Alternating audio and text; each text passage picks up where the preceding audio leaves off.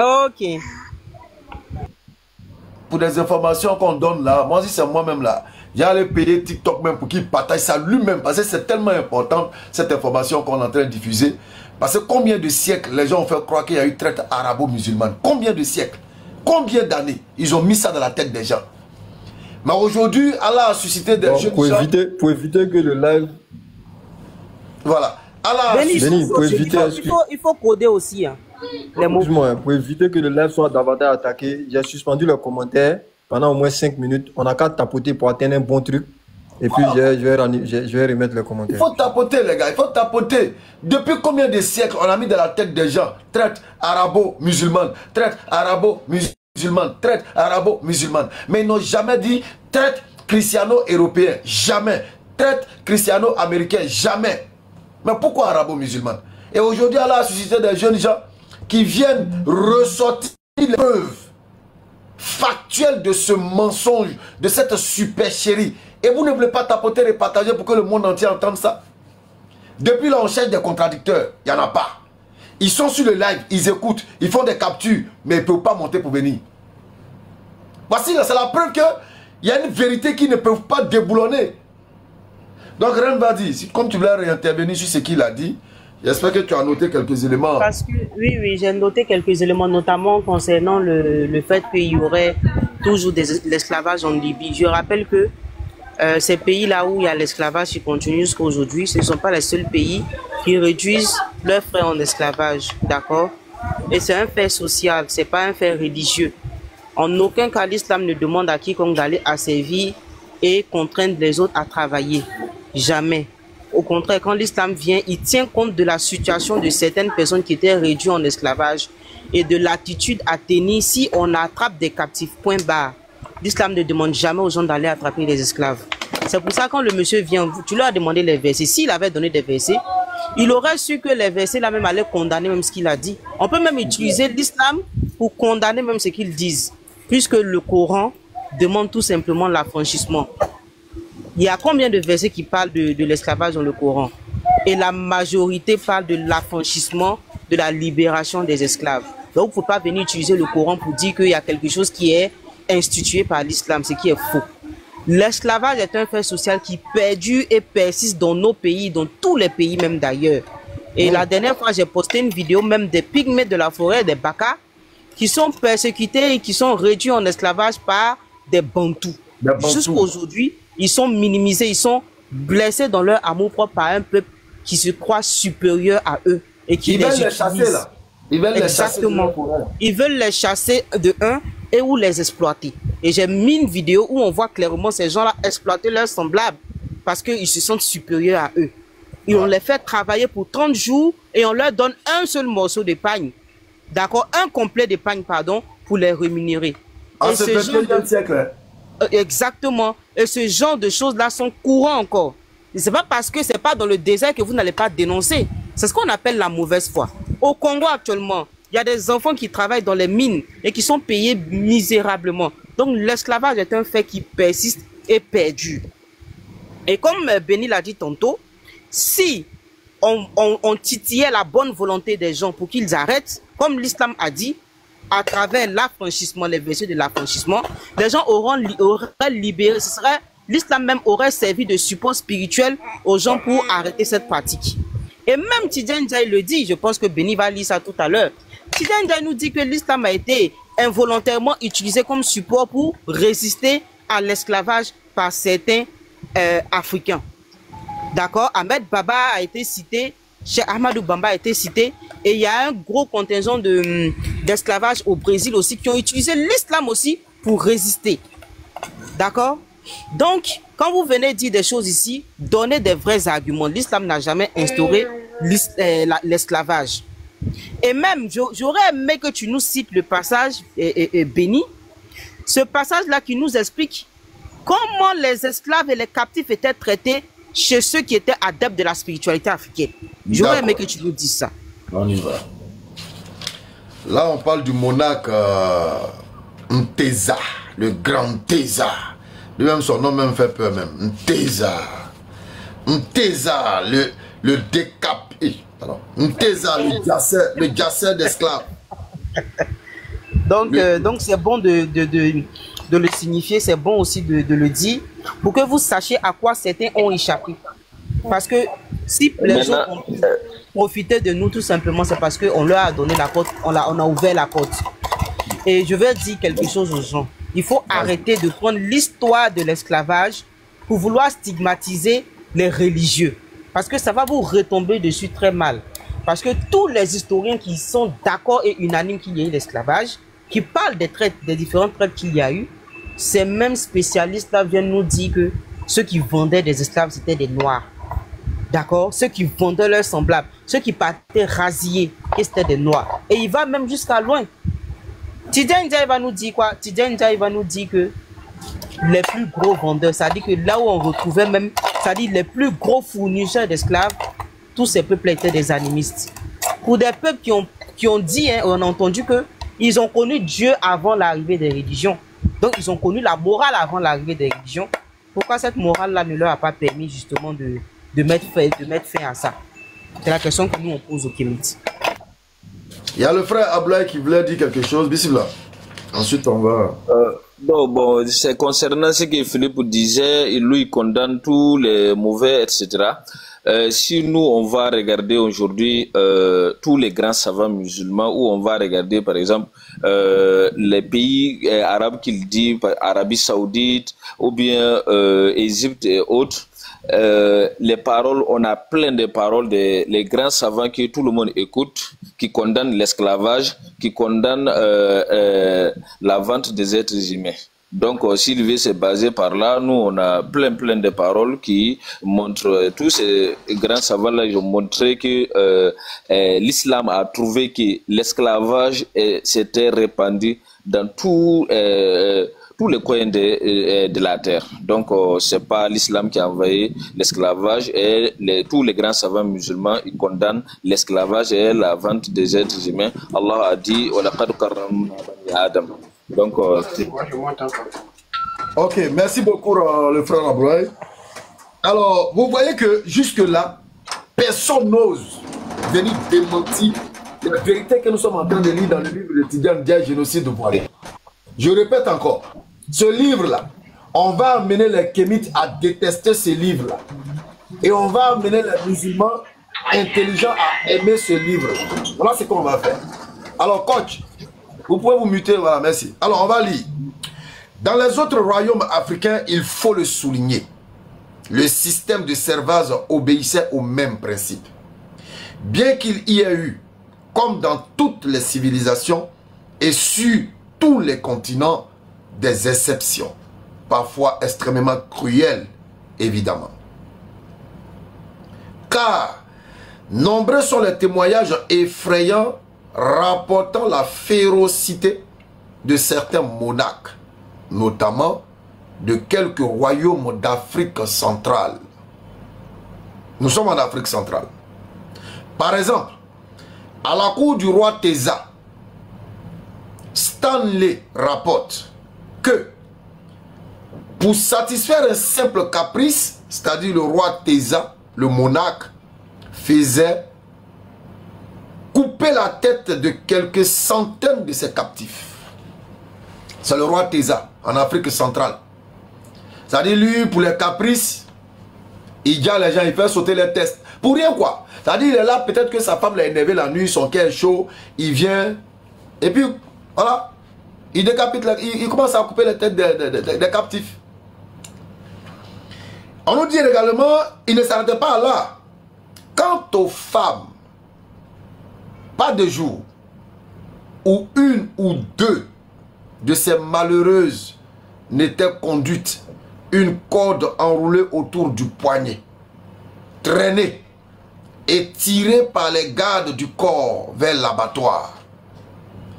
La peur du souverain empêchait quiconque de se lever pour les arracher au bourreau. Là, on est en train de parler du traitement d'un monarque noir en Afrique centrale sur d'autres noirs. Le traitement d'un monarque en Afrique centrale sur des femmes noires, des hommes noirs. Regardez ce qu'il faisait. Pour un oui, pour un non. Un peu de caprice. On ne s'arrête pas là. Tidjane Ndiaye va nous ramener maintenant dans le royaume du Dahomey. Nous sommes à la page 42 à 43 de Génocide voilé de Tidjane Ndiaye. Ça, c'est le livre physique, mais dans le numérique, tu ne vas pas trouver ça à la page 42-43. Il y a des décalages énormes. Mais pour ceux qui ont le livre, à la page 42 et 43, vous trouverez le roi de l'Afrique centrale, Teza, qui était un chef. Il s'élève, il est content. Tu commences à couper tête des captifs. C'est-à-dire qu'il est content, il coupe la tête. Les esclaves, les coupent la tête. Les femmes esclaves aussi, ils les traînent par la main et puis ils les tuent. Pour rien. Maintenant, dans le royaume du Dahomey, on nous dit ceci. Le Dahomey, l'actuel Bénin, c'est Tidjane Ndiaye qui parle, génocide voilé, que les Kémites aiment utiliser pour salir l'islam, que les Kémites aiment utiliser pour dénigrer l'islam là. Voilà ce que Tidjane Ndiaye dit. Il dit, dans le royaume du Dahomey, l'actuel Bénin, on dit quand un roi du Dahomey mourait, on lui érigeait une espèce de cénotaphe, entouré de barres de fer, surmonté d'un cercueil en terre. Maintenant, le cercueil en terre là, était cimenté. Le cercueil en terre du roi de Dahomey, l'actuel Bénin, là, son cercueil, là, on cimentait ça avec du sang de centaines d'esclaves, qu'ils appellent captifs. C'est-à-dire des centaines d'esclaves noirs étaient sacrifiés et on prenait leur sang là pour mélanger, pour faire le ciment de la tombe du roi au Dahomey, Bénin actuel. Voilà l'histoire, c'est ça qui est là. Pendant ce temps, parce que c'est ce génocide là, vous prenez pour salir l'islam. Voilà, Tidjane Ndiaye a dit, l'islam, l'esclavage, c'est ça là vous prenez. Pourtant, Tidjane Ndiaye vous dit à la page 234 que les vrais croyants, là, eux ils cassent pas de testicules, les vrais croyants, eux ils castrent pas. Les vrais croyants ne s'adonnent pas à l'opération de la castration qui avait lieu en Égypte, chez vos ancêtres. On va y revenir tout à l'heure. Donc, quand un roi du Dahomey mourait, ça dit, vous preniez nos ancêtres encore, d'autres ancêtres béninois, nos ancêtres béninois. Vous les sacrifiez par centaines et vous prenez leur liquide là, leur sang pour en faire des ciments, pour cimenter la tombe de vos rois. Hey! Voilà dans quoi l'islam est venu vous enlever. C'est dans ça l'islam est venu nous enlever. L'islam est venu enlever le peuple noir dans ça là. On nous a enlevé dedans. Et on continue. Voilà. On les sacrifiait, on prenait leur sang pour faire le ciment de la tombe du roi. Pour servir de garde aux souverains dans l'autre monde. La raison pour laquelle on tuait ses ancêtres esclaves là, esclaves dans le Dahomey, le Bénin actuel, c'était pour qu'ils partent servir. C'est-à-dire ils ont été esclaves du roi sur terre. Ils seront encore esclaves du roi même après leur mort encore. On les sacrifie pour qu'ils aillent servir le roi dans l'au-delà. C'est-à-dire ils sont esclaves à vie. Ils sont esclaves à perpétuité selon cette coutume. Cette coutume des ancêtres auxquels on veut qu'on retourne. Bon, ils vont venir nous dire non, nous on sait que nos ancêtres ont eu des comportements qui ne sont pas bien. Donc nous maintenant on est venu changer. Donc toi qui es plus intelligent que ton ancêtre que tu invoques pour qu'il t'aide. C'est-à-dire toi tu es plus intelligent que l'ancêtre que tu t'avais invoqué pour qu'il n'a qu'à t'aider là. Tu es plus intelligent que lui. Tu es plus intelligent que ton ancêtre. Et nous continuons, on nous dit également, lors des fêtes, et puis regardez, on dit lors des fêtes sanguinaires. Lors des fêtes sanguinaires nommées grande coutume. Grande coutume. Comment je peux dire ça là? Lors des fêtes sanguinaires nommées grande coutume, on égorgeait des centaines de captifs à la fois. Subhanallah. Subhanallah. Comment des noirs, c'est-à-dire des noirs qui n'étaient pas musulmans, qui n'étaient pas chrétiens, comment vous avez pu faire ça à d'autres noirs que vous traitiez d'esclaves et de sous-hommes? Comment vous pouvez traiter vos semblables? Ça, c'est pas l'islam qui vous l'a recommandé. Ça, c'est pas le christianisme qui vous l'a recommandé. C'est pas l'islam. J'aimerais ici placer un petit mot. Vas-y. En fait, ce sont les gens qui se réclament des mêmes pratiques religieuses que ceux qui ont fait ça, qui aujourd'hui, un, font les victimes, et deux, veulent trouver dans l'islam une certaine aberration dans ce qu'ils appellent esclavage dans l'islam. Ouais, ici, là, c'est-à-dire, on a dépassé le stade de l'esclave, ou du moins le trait, c'est-à-dire, le principe même de la soumission d'un être humain par un autre, là, dans le but de lui apporter peut-être, n'est-ce pas, un avantage de son vivant, là. On a dépassé ce cap-là. On rentre maintenant dans un cadre sacrificiel, n'est-ce pas, où l'être humain, au-delà de ce qu'il peut apporter, n'est-ce pas, est mis de côté, c'est-à-dire son apport est mis de côté, mais c'est son sacrifice qui est devenu important.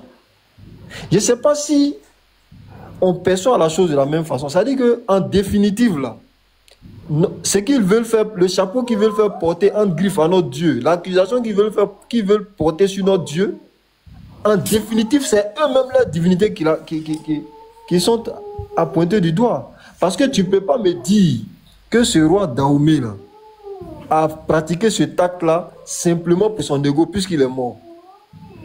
Certainement, un de ses devins, un de ses courtisans ou un de ses magiciens lui ont dit que la divinité que nous adorons et qui te donne ce pouvoir-là, c'est comme ça il veut que tu sois enterré. C'est-à-dire qu'il parle souvent de spiritualité. C'est spirituel, c'est lié à leur spiritualité. Ouais. Cette hécatombe-là, ce bain de sang-là, c'est lié à la volonté, en définitive, hein, c'est lié à la volonté de leur divinité. Alors, si tel est le cas, mais pourquoi nous rabâcher les oreilles à longueur de journée, n'est-ce pas, avec des accusations qui n'existent même pas? Supposons, je finis sur ça. Bien sûr, supposons même, allons à l'extrême. L'islam a commis l'esclavage. Le Coran, j'ai dit bien, supposons, parce qu'ils sont forts dans couper les propos des gens. Oui. Ah. Bon, d'accord, je vais reformuler mes propos. Ils vont couper, hein? Ils n'ont pas raison, ils ont tort. Ils n'ont pas raison, ils ont tort. Mais même dans l'accusation qu'ils portent sur l'islam, là, on n'atteint pas cette gravité, n'est-ce pas, qu'on est en train de lire maintenant. Parce que eux, là, le plus grand truc qu'ils attribuent, c'est la castration. La plus grande accusation qu'ils attribuent, c'est la castration, n'est-ce pas? Oui, et ça, c'est la plus grande accusation. Et puis la maltraitance à l'égard des Noirs, en fait. Okay. La violence. Quelqu'un qui est castré, ok, quelqu'un qui est castré, il vit. On connaît aujourd'hui des personnes qu'on appelle les bodyguards des gens. On dit, eux là, pour pouvoir prendre en masse corporelle là, eux-mêmes ils payent l'argent pour aller se faire castrer. Oui, oui. Pour pouvoir devenir costaud. Donc si on t'a castré là, hein, de façon hypothétique, hein, tu es encore vivant. Tu peux servir à d'autres choses. Effectivement. Mais si on prend ton sang pour servir de ciment, pour accompagner un mort, ou bien parce que tu es albinos, ou bien parce que tu es dans une classe sociale inférieure, on doit, toi, te prendre, toi, ta vie là, prendre pour accompagner un roi qui meurt. Mon ami, entre les deux là, si on dépose les deux là sur un même tableau, mais toi, tu ne peux plus parler. Maintenant, c'est toi, tes ancêtres qui ont fait le deuxième cas là, que je viens de dire là. Maintenant, toi, tu ne peux pas venir accuser le premier là qui soi-disant assujetti des gens qui soi-disant castrés. Tu ne peux pas. Et puis, dans le même livre qui est censé être, par son titre, n'est-ce pas, ce qui va révéler l'atrocité du traitement que l'islam infligeait en griffe aux esclaves, c'est ce livre-là qui est en train de dédouaner l'islam. Donc moi je me dis, est-ce que le titre-là, est-ce qu'il n'y a pas un point d'interrogation à la fin? Génocide voilé là, est-ce qu'il n'y a pas un point d'interrogation qu'on doit mettre là? Parce que c'est l'auteur même. Mais quand il lit la page 234 que tu es en train de lire là, Béni. Oui. Mais lui seul, il dédouane l'islam. Tranquillement même. Lui seul dédouane l'islam. Donc, si le titre est ainsi, on doit pouvoir mettre un point d'interrogation pour dire, est-ce que l'auteur n'est pas en train de s'interroger pour trouver ensuite des réponses pour essayer de montrer que ce que les gens disent ou ce que les gens pensent là, l'islam est innocent. J'en ai fini. Merci beaucoup, Kam. Et ce que tu dis, tu fais bien de le souligner parce qu'effectivement, l'auteur, il ressort cet esprit-là. Il a utilisé, Rennes l'a sorti quoi, hier ou avant-hier, il a utilisé le thème arabo-musulman qui était devenu générique par rapport à l'histoire, avec un contenu vide. J'ai dit vide parce qu'il n'y a pas de preuve coranique ou dans la sunna qui octroie le droit à un peuple d'aller faire une traite négrière. Ça n'existe pas. Donc, l'auteur, il utilise le mot, voilà, comme un truc, un phénomène de mode. C'est pourquoi, à l'intérieur de son récit, il va nous donner des éléments pour éclairer notre lanterne, pour avertir les hommes intelligents, pour qu'ils évitent de faire l'amalgame. C'est pourquoi il précise, à la page 34 qu'on a lu, l'islam interdit aux vrais croyants. En fait, les mots sont tellement importants. Quand il dit aux vrais croyants, ça veut dire que tous ceux qu'il va citer, étant dans la posture de la castration, de la maltraitance des Noirs, de la comparaison des Noirs aux animaux, tous ceux-là ne sont plus dans le lot de vrais croyants. Mais quelqu'un qui n'est plus dans le lot de vrais croyants, pourquoi tu lui attribues encore les caractéristiques ou disons le titre de musulman? C'est un hypocrite. C'est un hypocrite qui se couvre du vêtement de l'islam et qui fait des actions contraires aux recommandations de cet islam-là. Voilà ce qui est. C'est pourquoi on dit que ce livre de génocide voilé de Tidjane Ndiaye, il y a deux possibilités. Soit les kémites vont plus l'utiliser, ou les musulmans, là, on va prendre ça pour bombarder les kémites. C'est-à-dire on va amener les gens à détester ces livres ou à l'accepter. C'est tout.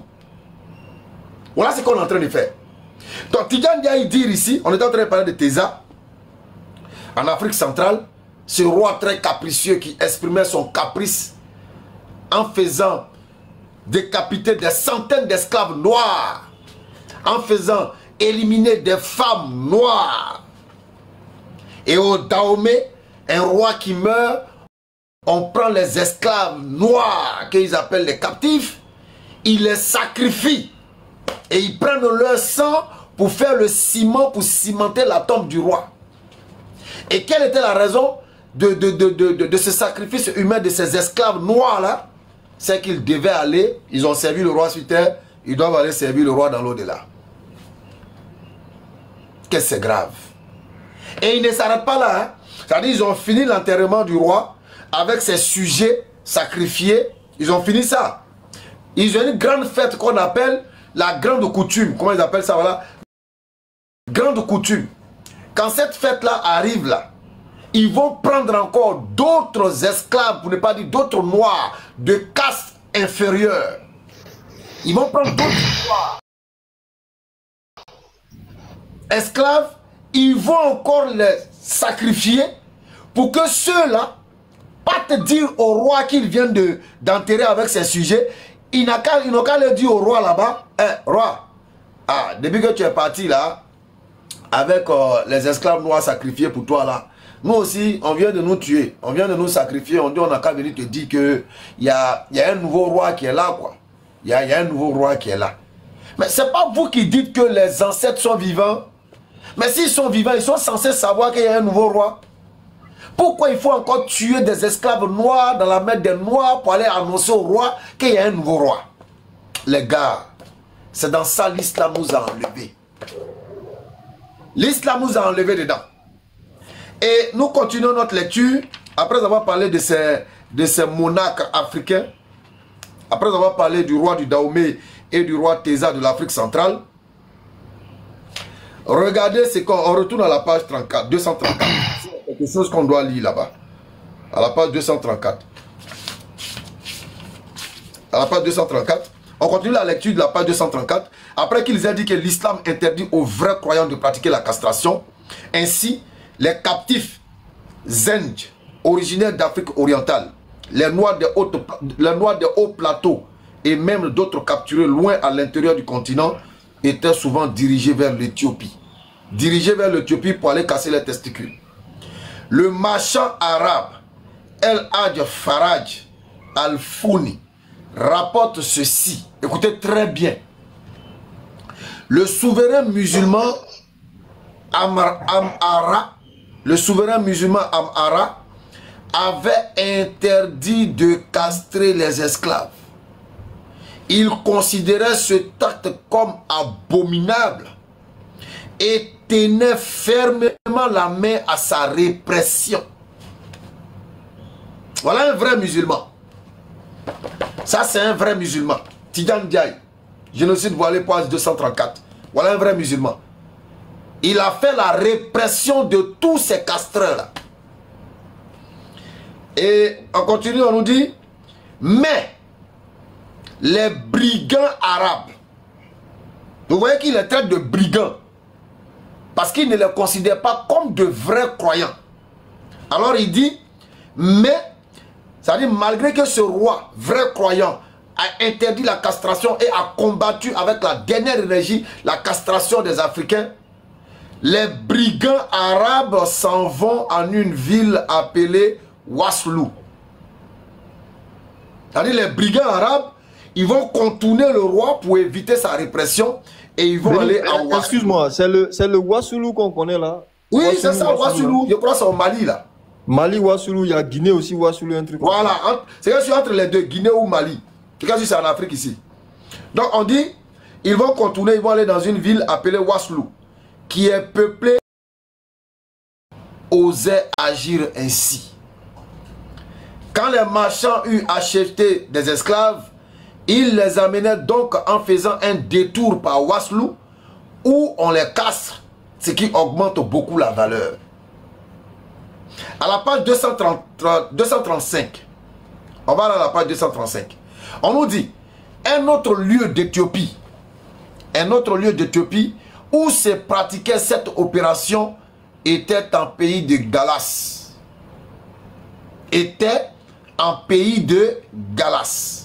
En 1885, le géographe explorateur et ethnologue Philippe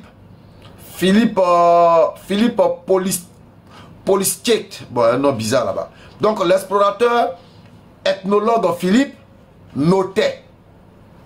Il notait ceci. La castration est pratiquée par les Galas, peuple au sud de l'Éthiopie, sur des garçons de 10 à 15 ans par l'ablation des testicules. La plaie est soignée au beurre. Donc le peuple de Galas au sud de l'Éthiopie. Le peuple de Galas au sud de l'Éthiopie. Venez nous dire si le peuple de Galas c'était des Arabes ou des Blancs. Est-ce que le peuple de Galas au sud de l'Éthiopie c'était des Arabes ou des Blancs? Ceux qui castraient nos ancêtres. Est-ce que c'était des Arabes ou des Blancs? Quand on regarde à la page 155, Tidjane Ndiaye nous parle un peu de ce peuple-là. Le peuple Galas, à la page 150. Voilà. Il nous parle de quelque part ici. Il dit, quant au Vado, tribu localisée juste en face de Zanzibar, il avait aussi quitté les terres qu'il cultivait pour rejoindre les Galas et entamer à leur côté une guerre sans merci contre les négriers arabes. Ça veut dire que c'est un peuple noir qui se battait contre les négriers arabes. Mais pendant que vous vous battiez contre les négriers, vous encore les Galas au sud de l'Éthiopie, c'est vous qui cassez les testicules de vos propres frères pour donner aux négriers. Donc Tidjane Ndiaye dit, il combattait les négriers. Tidjane Ndiaye dit que c'est eux encore qui cassaient les testicules des noirs pour donner aux négriers. Tidjane Ndiaye, génocide voilé. Page 150, page 234, page 235. Voilà la vérité de Tidjane Ndiaye. C'est lui. Et Tidjane Ndiaye, il va nous parler de quelqu'un. En tout cas, j'entendais son nom, mais je n'ai pas cherché à savoir qui il est. Loin de moi, le souci de vous inviter au mourdisme. Non. Mais Tidjane Ndiaye te parle de ce résistant-là. Parce que ce qu'il dit de lui, c'est très important. Cheikh Ahmadou Bamba. Cheikh Ahmadou Bamba. Allahu Akbar. Allahu Akbar. Allahu Akbar. Cheikh Ahmadou Bamba. Alors Tidjane Ndiaye va commencer à partir de la page 142 jusqu'à la page 144 du génocide voilé. Écoutez très bien. Allah. Les gens parlent de spiritualité spirituelle. Ils ne connaissent pas l'islam. On va à la page 142 jusqu'à 144. Vous allez voir ce qu'on dit de Cheikh Ahmadou Bamba. Je n'ai pas invité quelqu'un à aller au mouridisme. Parce que Cheikh Ahmadou Bamba était un véritable musulman. C'était un véritable musulman qui à un moment donné avait des disciples. Et nous savons tous que quand un croyant musulman décède de cette trempe-là, ceux qui l'ont suivi vont forcément déformer sa doctrine parce que Iblis va venir introduire des éléments là-dedans pour les amener à aller jusqu'au shirk. Moi, je ne parle pas de ça. Je parle du Cheikh Ahmadou Bamba lui-même. Je ne parle pas de ceux qui, après lui, se réclament de lui. Ce n'est pas de moi que je parle. Je parle de ce grand homme, Cheikh Ahmadou Bamba lui-même. Je ne parle pas de ceux qui l'ont suivi après, qui vont faire tout et n'importe quoi. Ce n'est pas de moi que je parle. Moi, je parle de l'homme lui-même. Et Tidjane Ndiaye va parler de cet homme-là ici. Oh, tapotez le live. Parler de spiritualité. Vous êtes là en train d'accuser l'islam parce que vous avez la haine de l'islam. Vous êtes des paresseux. Vous êtes des hommes friands des désirs, de leur passion opposés à la volonté de Dieu. Vous voulez foutre le désordre sur terre en ayant la liberté de vous enivrer, la liberté de faire le sexe comme Roro la guerrière, la liberté de faire le sexe comme vous voulez, comme Amazon chez les Kémites. Vous voulez avoir cette liberté dans la dépravation. C'est pourquoi vous n'aimez pas l'islam, c'est tout. C'est pourquoi vous n'aimez pas l'islam. Alors, qu'est-ce nous dit Tidjane Ndiaye dans Génocide voilé de Tidjane Ndiaye? Il dit quoi de Cheikh Ahmadou Bamba? On va parler un peu. On va parler un peu. Allah. Alors, il dit Résistance africaine, chapitre 5. Chapitre 5, Résistance africaine. Qu'est-ce qu'il nous dit? Face aux négriers arabo-musulmans et à leurs complices qui ravageaient le continent noir, des chefs charismatiques et leurs sujets se sont dressés. En fait, à côté des élites souvent islamisées et à la solde des négriers, il y a eu toujours des chefs résistants. Beaucoup plus nombreux, ceux-là qui ne perdit jamais leur foi en leur civilisation assiégée. Comme pour dire ici que l'islam n'arrache pas aux musulmans cette conscience de sa civilisation africaine. L'islam n'arrache pas à l'homme noir cette conscience de sa culture de noir. Non. Mais l'islam permet à l'homme... Oh là, il est l'heure. Comment on appelle? Reine, tu es là?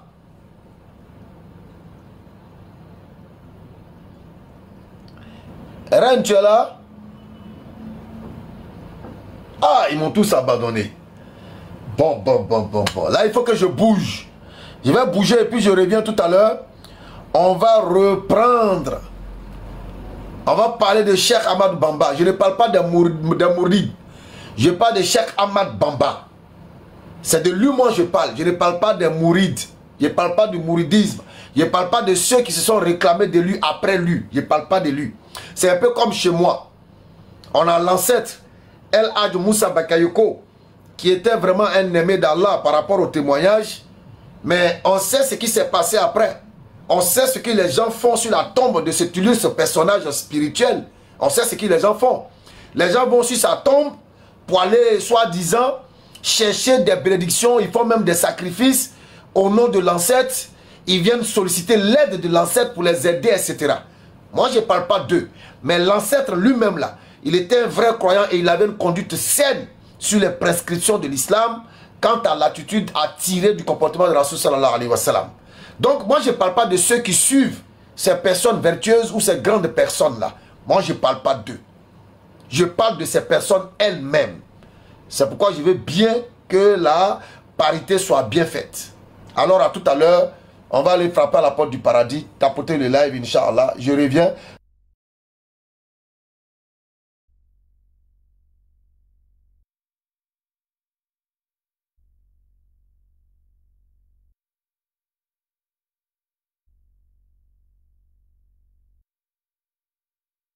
Assume pas nos textes. Il n'y a pas quelqu'un qui assume plus ces textes que les musulmans.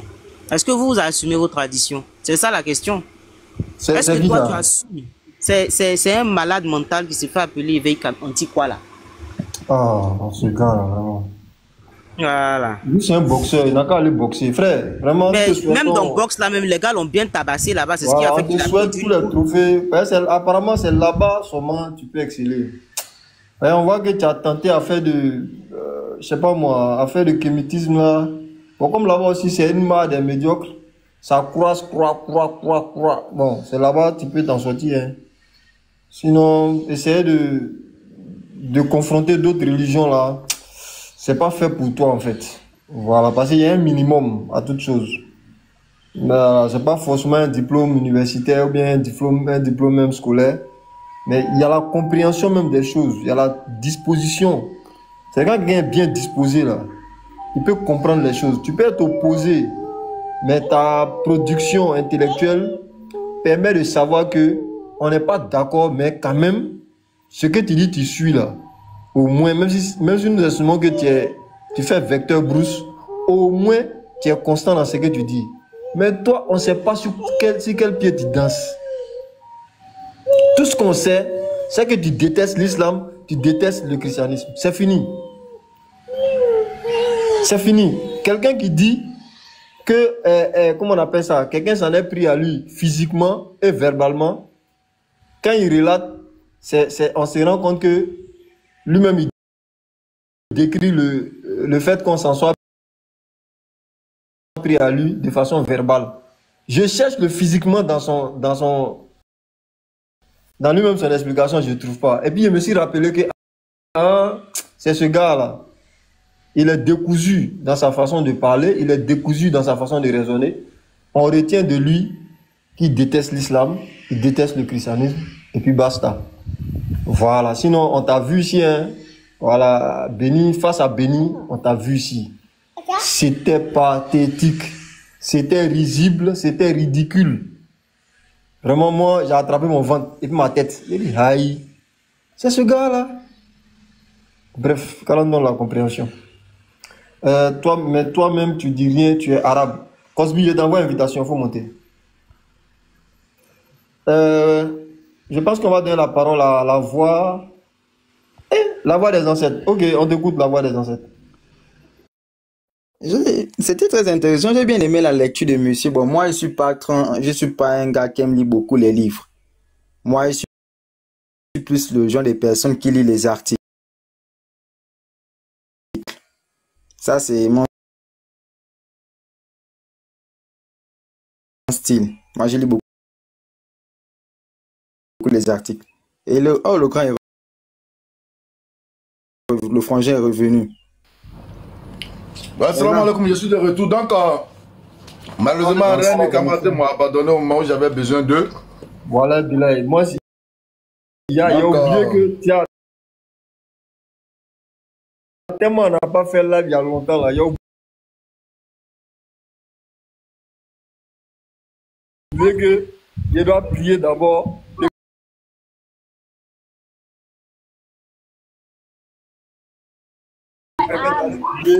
Bon, bref.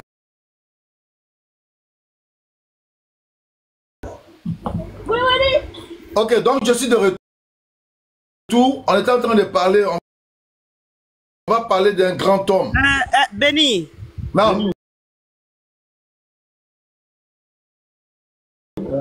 Au fait, j'étais en train de parler avec un gars qui a été trahi par ses frères africains. Il est quitté dans un autre pays, ils l'ont trahi. Donc, comme il parle anglais, comme moi je parle anglais du Ghana là. Écoutez le live, on n'a pas parlé d'autre chose. Maintenant, si tu veux parler d'autre chose, on d'accord avec le kémitisme, c'est pas grave. Mais sur ce qu'il est en train de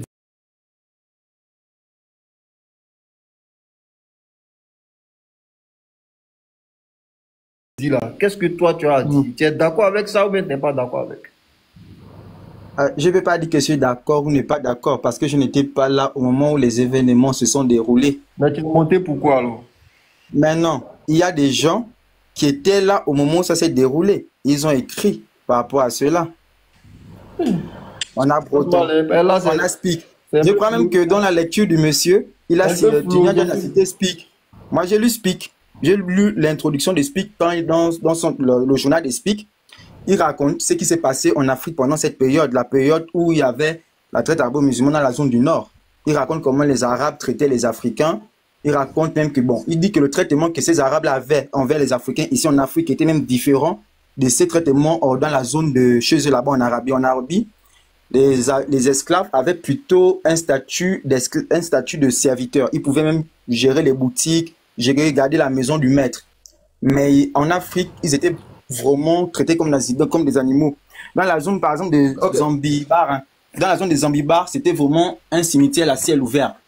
Ils demandent même au gouvernement de la Bretagne, de l'Angleterre d'intervenir. Sinon, les Africains vont être en voie de disparition. Si les la voie des ancêtres. La voie des ancêtres. Vous avez parlé de traite arabo-musulmane. Arabo-musulmane. Est-ce que vous avez une preuve qu'il y a eu traite arabo-musulmane? C'est-à-dire, les témoignages oculaires sont suffisants. Eh bien, quand on dit musulman, c'est le Coran et la Sunna. Ça, c'est l'islam. Donc, quand vous ajoutez musulman dessus, là, est-ce que vous avez des preuves qui leur donnent le droit, ou bien qui leur a donné le droit d'aller faire la traite négrière? Ok. Mais non, donc traiter les Noirs comme des animaux. Est-ce que vous avez une preuve où Allah ordonne à un peuple de surcroît aux Arabes d'aller faire la traite négrière parce que les Noirs seraient comme des animaux ou disons même seraient des animaux? Est-ce que vous avez une preuve? Une preuve, c'est-à-dire un texte qui le dit? Oui, un texte. Oui. Très bien. Il n'y a pas un texte qui dit clairement, oh, les Arabes partaient attraper les Africains pour les mettre en esclaves. Ce texte n'existe pas.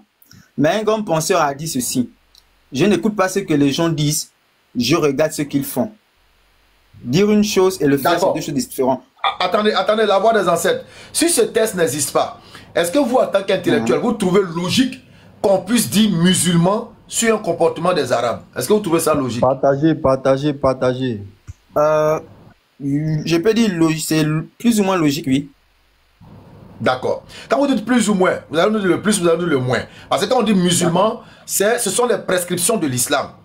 L'islam dit, tous les êtres humains sont égaux. L'islam dit, si jamais vous faites des captifs pendant la guerre, traitez-les convenablement, nourrissez-les avec ce que vous mangez, habillez-les de ce que vous portez. C'est-à-dire habillez-les décemment. Ne leur causez pas de tort. L'islam dit, si jamais un homme castre son esclave, on va le castrer lui-même. Donc l'islam a des règles. Maintenant on veut savoir, est-ce que ceux qui sont allés faire là, on doit mettre musulmans sur eux? Je n'ai pas le mandat pour décider qui est musulman ou pas. Mais je viens de vous le dire, Tidjane Dia au moins, il a été très honnête dans son livre Génocide voilé que nous sommes en train de traiter. C'est vous ou bien Tidjane Dia qui avait le mandat pour dire qui est un bon musulman ou pas? C'est l'islam et ses principes établis. Qui est le bon musulman en islam? C'est celui qui dit, Sourate 46, verset 13. Allah est mon Seigneur. Et puis ensuite, il se tient sur le droit chemin. Le droit chemin là, c'est quoi? C'est quoi ce droit chemin là?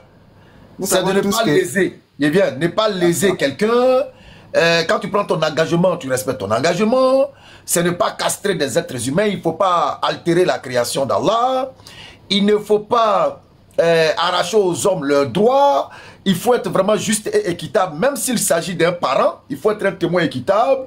Donc c'est tous ces éléments-là, entre autres. Voilà, c'est tous ces éléments-là qui vont définir le bon musulman.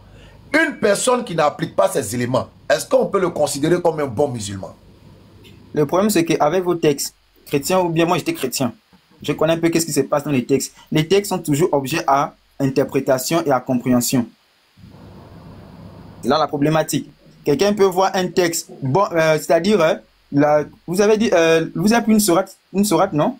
46, verset 13. Ah, ok. Vous avez parlé du droit chemin.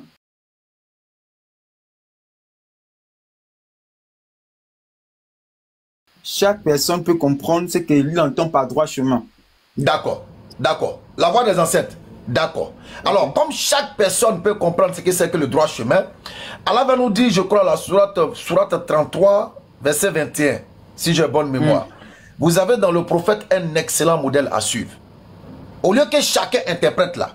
Alors, regardons dans la vie du prophète s'il a une fois fait la traite négrière, telle que nous sommes en train d'en parler actuellement.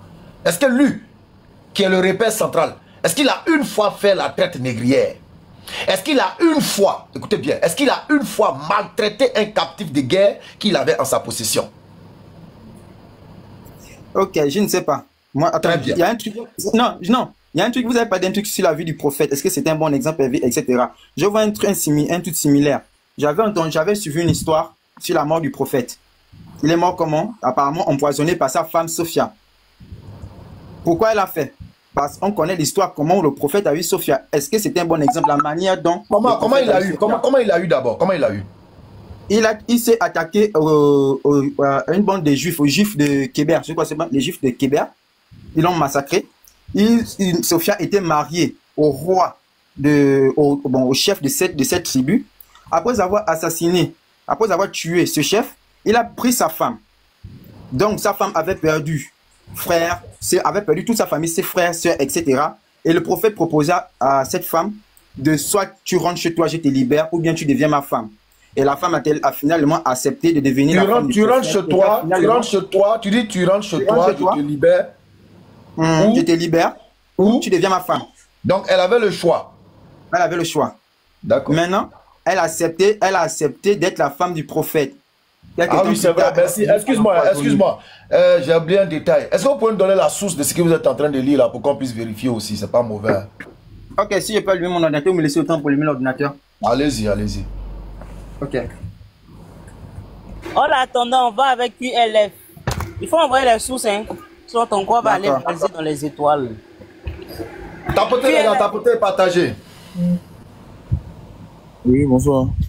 Bonsoir, cher frère.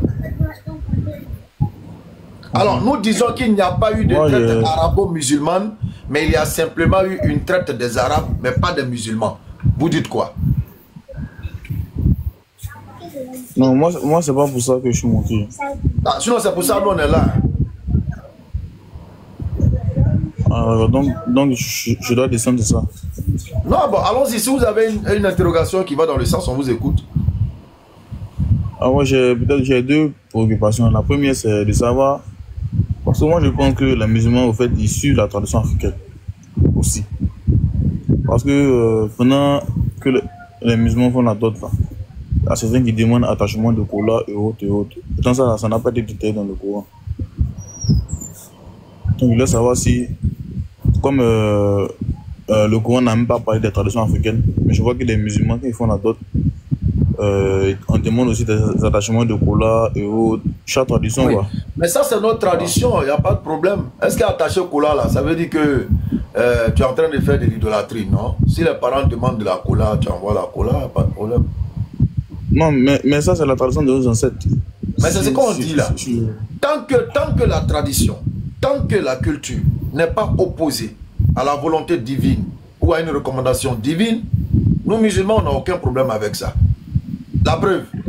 Mais tu vois que je suis à Yacouba, j'ai pris avec, je vais à la mosquée avec. Pas de problème. Mais au fait, quand ils demandent l'attachement de Kola et autres, là, c'est pour d'abord honorer les ancêtres avec. C'est pas pour honorer les ancêtres. C'est pas pour honorer les ancêtres. C'est pour respecter une coutume qui dit que quand tu veux marier, il faut envoyer d'abord la Kola ou faire comme ça. C'est pas pour les honorer. Tu confonds. Non, parce que nous, on va marier. Hein. On va pas marier. Non, parce que nous, au Burkina, quand un homme demande la main d'une femme, les parents demandent telle chose. Voilà. Parce que oui, mais la Kola, là, c'est pas pour honorer les ancêtres, au fait. Oui, je sais, mais ils disent que ce sont les ancêtres qui demandent. Attends. C'est quel musulman qui allait faire mariage et dit que les ancêtres demandent Kola? C'est quel musulman ça? Non, j'ai pas dit les ancêtres demandent Kola. J'ai dit il y avait un homme qui demandait la main d'une femme au Burkina. Vous voyez? Les parents ont demandé attachement de Kola, des bœufs et autres. Vous voyez? Maintenant ils ont dit, mais, parce que j'ai assisté même à la cérémonie, ils ont dit c'était juste pour honorer les ancêtres, présenter le mariage aux ancêtres. Bon, sans doute, c'était un mariage entre deux kémites. C'était un mariage entre deux kémites. Bon, je sais pas, le gars, j'ai appris que c'est un musulman, donc voilà pourquoi je sais pas. Non, c'est un mariage entre deux kémites. Parce que nous, on ne demande pas Kola pour donner aux ancêtres dans le mariage.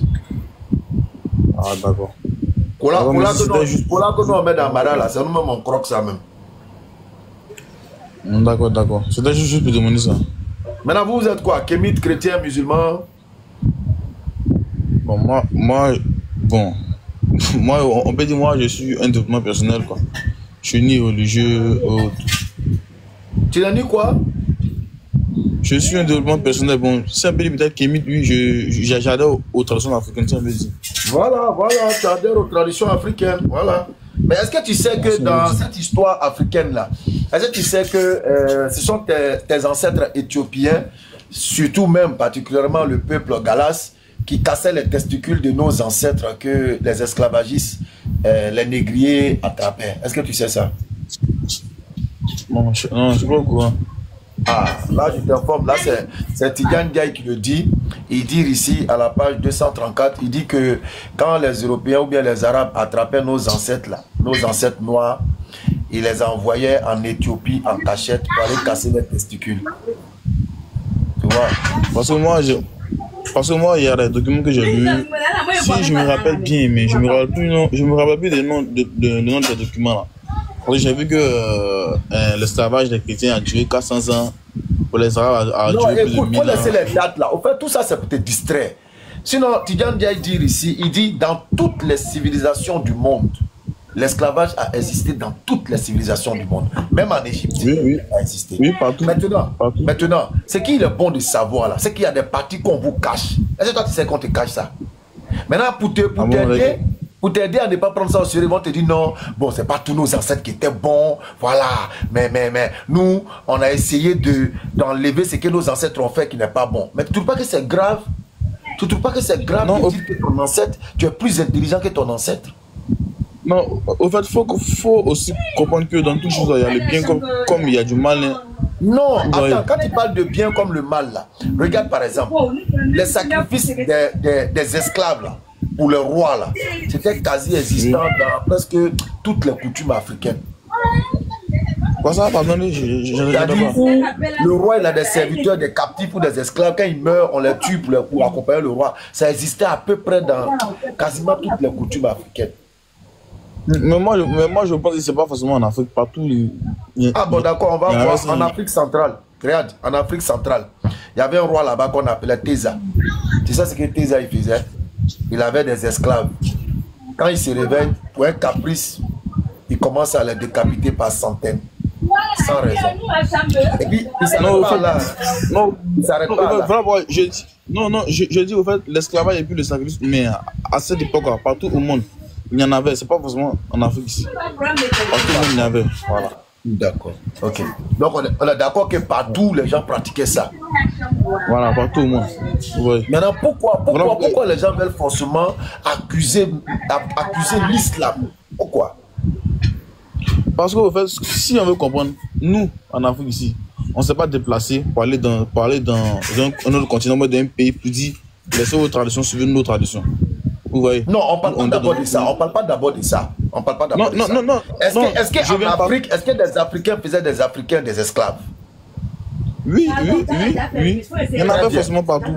Même là-bas, il y avait des blancs qui venaient comme esclaves. Si moi je te vois, toi, QLF, je te vois en train de prendre tes frères, tes voisins, tes cousins lointains comme proches, et puis je te vois que tu les assujettis, tu fais des esclaves.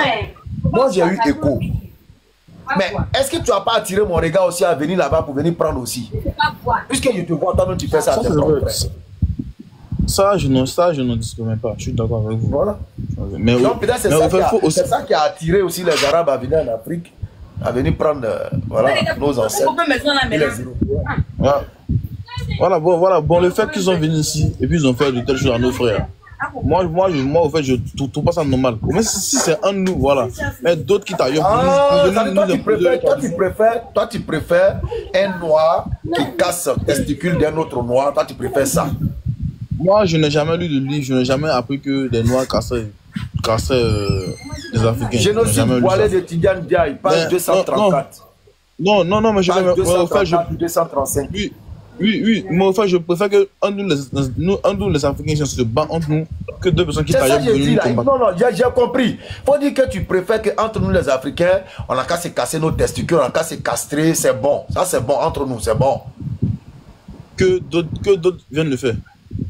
Ah, d'accord. Donc, toi, tu préfères que ce soit entre nous, au fait. C'est-à-dire, je peux attraper ton arrière, ton ancêtre. Moi, en tant qu'Africain, mon ancêtre peut attraper ton ancêtre et puis casser ses testicules. Ton ancêtre peut attraper mon ancêtre, casser ses testicules.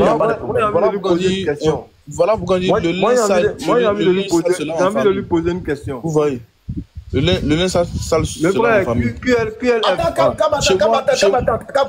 attends. Tu dis quoi, le lien, quoi? Le lin, ça, c'est là en famille, c'est ça. Ah ouais, je comprends. Donc les testicules noirs se cassent par des testicules noirs. Ça marche. Ok, bonjour. Oui, moi, je voulais lui poser une question. Bonjour tout le monde, je peux parler? On arrive, s'il te plaît. Il va poser une question et puis après on vous prend. Le frère, QLF, moi je voudrais savoir, quand vous dites oui, non, vous préférez que ce soit entre nous Africains qu'on se fasse ce genre d'atrocité-là, que des gens viennent de l'extérieur pour venir nous prendre, pour nous esclavagiser. Vous parlez en tant qu'observateur lointain, ou vous mettez un tant soit peu dans la peau de la victime? Parce qu'une victime, non, là, une victime, je viens, une victime d'une atrocité, elle ne préfère rien du tout. Elle préfère que l'atrocité tout simplement n'arrive pas. Souvent même, il y a des atrocités d'un certain degré. On comprend mieux quand c'est fait par un étranger que quand c'est fait par un proche. Il y a un adage chez nous qui dit « Viens te frapper comme si je te connaissais pas ». Je viens. Non, je te comprends. Voilà, il y a un adage chez nous. Non, je te comprends. Viens te frapper comme si je ne te connaissais pas. Ça veut dire qu'en réalité, là, il y a une manière de frapper l'homme là. C'est celui qui ne te connaît pas même. C'est-à-dire qu'il a le droit de t'infliger ça. Sinon, celui qui te connaît là, il ne doit pas t'infliger ça. Or, on parle de la pire atrocité. Je te comprends. C'est mieux que ce soit fait par les nôtres que de l'extérieur. Mais est-ce que tu as demandé l'avis des victimes? Ou mais est-ce que tu t'es mis à leur place un temps soit fait? Question. Je te comprends. Moi, en fait, ce que je veux faire comprendre, je veux dire, d'abord, s'il y a le conflit, c'est mieux de gérer entre nous. Que d'autres personnes vont venir aussi créer des conflits parmi nous. Il ne s'agit pas de conflit, il ne faut pas déplacer le mot. Il s'agit d'esclavagisation, il s'agit de castration, il s'agit de meurtre. Il ne faut pas dire conflit, hein. Ça dit comme si on s'était pas entendu, on entendait régler par là. C'est pas ça, hein. Ce que moi je sais, pour moi, ce sont des travaux qui venaient casser nos ancêtres ici. Voilà. Non, hein? Selon ma connaissance. C'est pas les gens, c'est les Éthiopiens. Ce sont tes ancêtres qui cassaient les testicules des ancêtres que les Arabes et les Européens avaient attrapés. Maintenant, regarde, on va faire quelque chose. On va comparer deux mots. Et puis tu vas choisir le moindre mal, toi-même. Nous allons comparer deux mots et tu choisiras le moindre mal devant le public. Alors, voici des Arabes esclavagistes. Voici des rois esclavagistes qui ne sont pas musulmans, sont rien. Les Arabes esclavagistes attrapent nos ancêtres, ils les maltraitent, ils s'en vont les vendre et tout ça. Et le roi, oui, non, j'ai dit les castrés, c'est les Éthiopiens qui cassent ces testicules là. C'est les Noirs qui cassent non. Pourquoi forcément tu veux mettre cette erreur sur une... Tidiane Diaye, génocide voilé, page 234-235.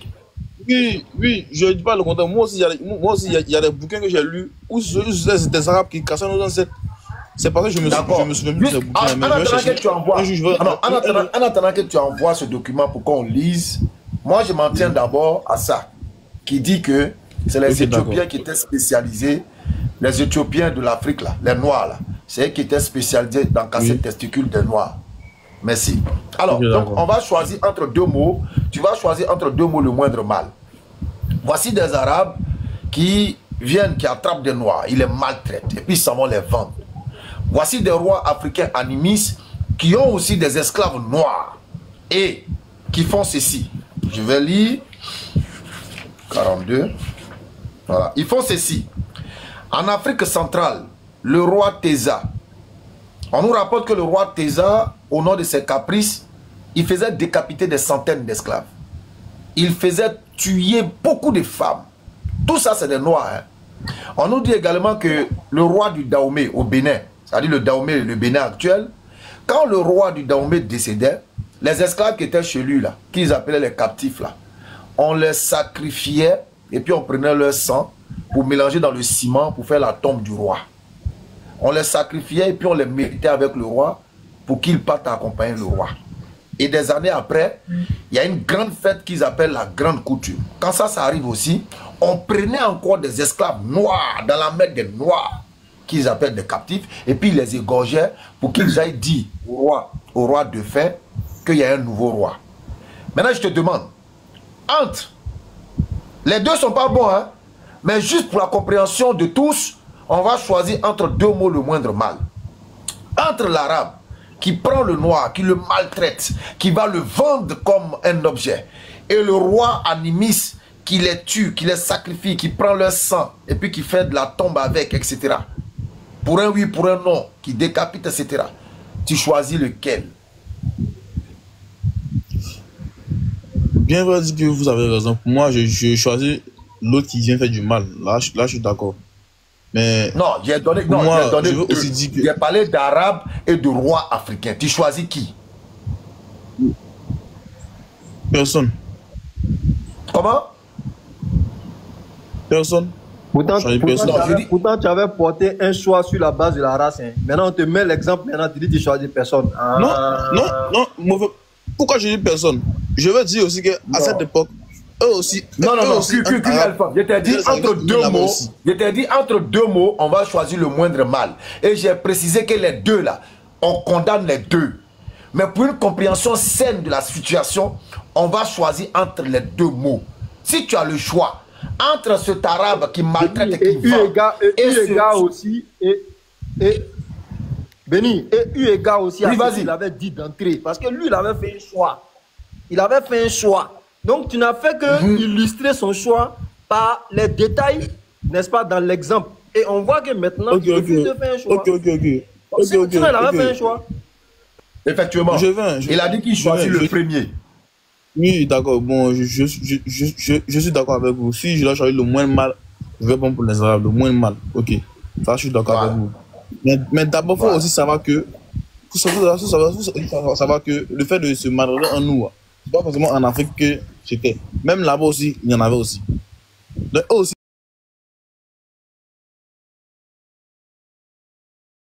Pour nous en tant que Noirs, on s'en fout de pour les autres.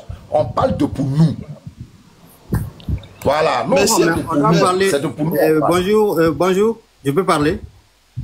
Mais, ok, QLF permet, parce que je pense que... Oui, parce que moi j'étais déjà là, j'étais monté déjà, mais comme je suis allé en pause un peu, donc on m'a descendu. Je voulais poser une question, si c'est possible. C'est possible? Alors le sujet c'est ceci. Nous disons qu'il n'y a jamais eu de traite arabo-musulmane, mais il y a eu plutôt une traite des Arabes. Êtes-vous d'accord ou pas? Ok, moi, bon, je ne suis pas d'accord, mais je voulais poser une question. L'islam est venu, les prophètes, Dieu nous a envoyé les prophètes pourquoi? Pour guider l'humanité. Pour guider l'humanité. Enlever l'humanité dans tout ce qui est contraire. Enlever l'humanité dans tout ce qui est contraire à la volonté de Dieu. Oui, pour mettre l'humanité sur le bon chemin. C'est ça. Donc, j'aimerais poser la question suivante. Est-ce que l'islam, pourquoi l'islam n'a pas aboli l'esclavage comme l'islam a aboli l'alcool et la viande de porc? Tu vas rire, ouais, mais c'est la vérité que je te dis. Parce que personne n'a pu répondre à cette question. Excuse-moi, vous êtes kémite? Moi, je suis africain. Ok, donc tu es Kémy. Tu es de quel pays? Après. Non, c'est pas important, mon frère. Non, c'est important pour moi. Parce que les Kémites du Mali, eux, là, ils sont trop bêtes. Ils vont me fatiguer. Si tu es Kémite du Mali, c'est pas la peine. Parce qu'eux, ils sont pas intelligents. Moi, je pense que c'est déjà un peu déplacé de ta part. Ah non, parce non, non. Non, pour parce moi, que, je répète encore. Les Kémites du Mali sont très bêtes et ils sont très nuls. écoute, le respect, je confirme. le respect Après commence un an de débat, Non, non, il n'y a pas. Regarde. Si tu veux que je teste, ce que je dis, je vais tester sur toi. Toi-même, tu vas confirmer ça. En quoi est-ce que les Kémites du Mali sont différents? Est-ce que tu es prêt? Moi, je t'ai posé une question. Est-ce que tu as répondu à cette question-là d'abord? D'accord. Ok, on va aller sur la base de ta question. Toi-même, tu vas attester ce que moi, je viens de dire. Ok. Dis-moi, est-ce que l'abolition a la même définition que l'affranchissement? Pardon? Est-ce que l'abolition a la même définition que l'affranchissement? Non. Très bien. Entre l'abolition et l'affranchissement, oui, lequel est plus profitable? Ou lequel est le plus praticable? L'abolissement. Ou si tu veux encore, lequel est le plus acceptable? L'abolissement. D'accord. Alors, comme il a aboli, on va continuer l'exercice. Non, on va continuer l'exercice. Attends, tu vas comprendre, on va continuer l'exercice. Regarde. Toi, autodidacte, je ne vois pas la suite. Tu prends un décret. Autodidacte. Écoute-moi bien. Hein. Tu prends un décret. Tu dis, à compter de ce jour, moi, autodidacte, je décrète l'abolition de l'esclavage. Béni, c'est autodidacte. Okay? Autodidacte. Ah, d'accord, autodidacte. Moi, à partir d'aujourd'hui, je décrète l'abolition de l'esclavage. Toi, autodidacte, tu as dit ça. Maintenant, il y a Farafi, Ayakounvi et puis Koulji qui ont entendu ce que tu as dit. Et puis eux, maintenant, ils passent derrière toi, ils continuent à faire l'esclavage. Écoute bien, hein? Ils continuent à faire l'esclavage parce que ton abolition là, est-ce que tu les as consultés? Est-ce que tu as demandé leur avis? Non, tu n'as pas demandé leur avis. Est-ce que tu leur as laissé quand même le temps de vraiment comprendre le danger de ce qu'ils sont en train de faire? Non. Tu es venu leur imposer une abolition. Donc eux, ils passent derrière, ils font. Maintenant, moi je viens. J'ai dit, bon, moi, en tout cas, je ne vais pas aller directement avec l'abolition. Mais je vous demande à tous d'affranchir vos esclaves et de les libérer. Et puis, camarade qui est là, il s'assoit, il lui dit parce que tous les hommes sont égaux, toi et lui, vous avez le même sang, toi et lui, vous êtes tous issus d'Adam. Je commence à lui donner les détails. Et camarade s'assoit et dit, ouais, ce qu'il fait là, c'est pas bon. Et puis il décide par lui-même d'abolir son esclave. Écoute, il faut arrêter les marmailles là. Écoute-moi s'il te plaît. Il décide par lui-même d'affranchir son esclave. Moi, je croyais que tu connaissais. Voilà pourquoi, quand j'ai dit que la Kémy du Mali là, tu m'as déçu. Tu es en train de me décevoir, quoi. Parce que...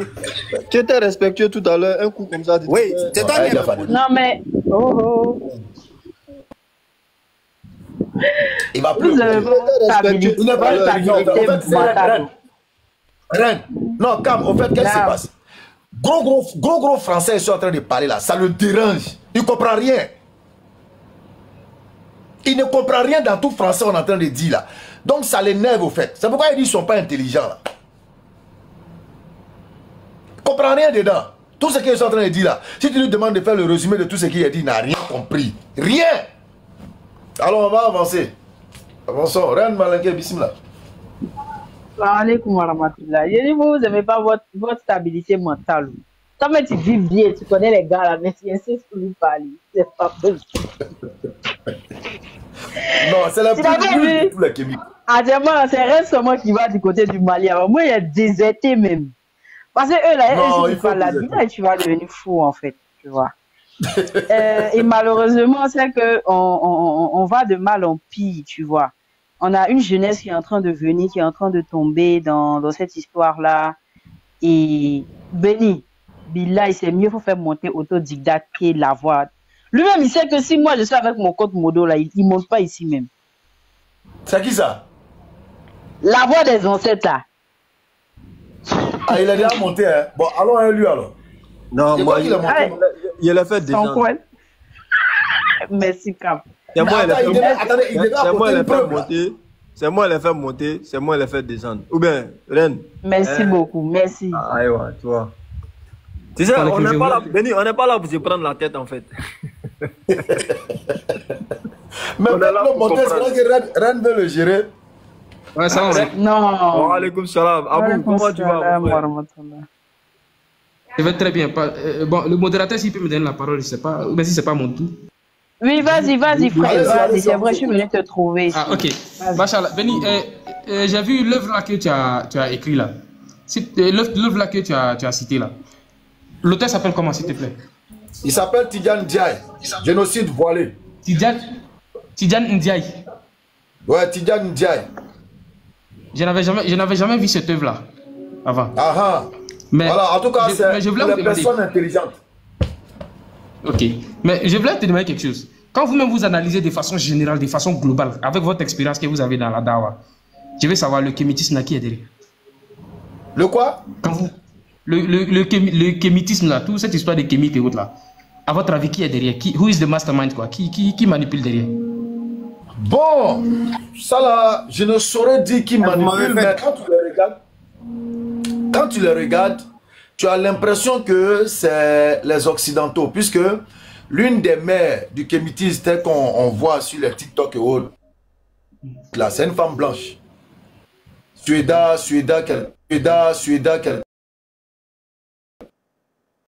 de tous ces cantards qui sont sur TikTok là. C'est les mères ça.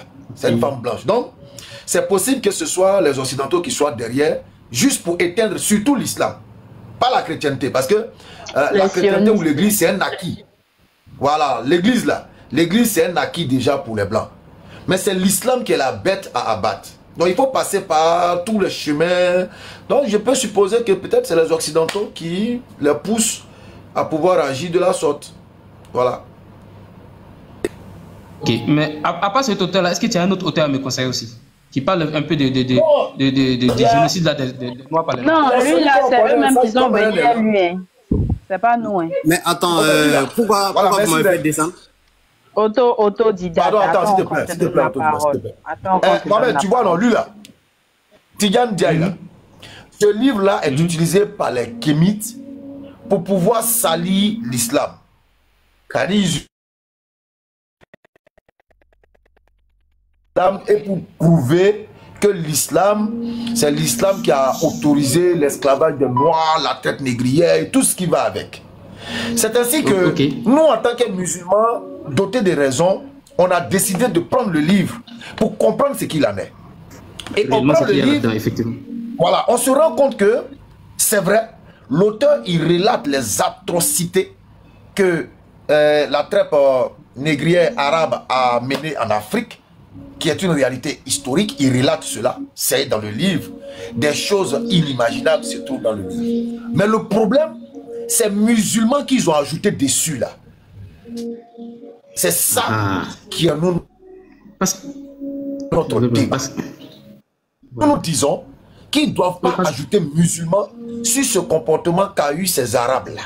Effectivement. Donc quand on lit maintenant l'œuvre de l'auteur, on se rend compte que l'auteur il dit des choses quand même qui je pourrais dire, innocente l'islam, mais accuse les Arabes et accuse ceux qui prétendent être musulmans sans pour autant appliquer les principes de l'islam. À la page 234, il le signifie en disant l'islam interdit l'opération qui est la castration.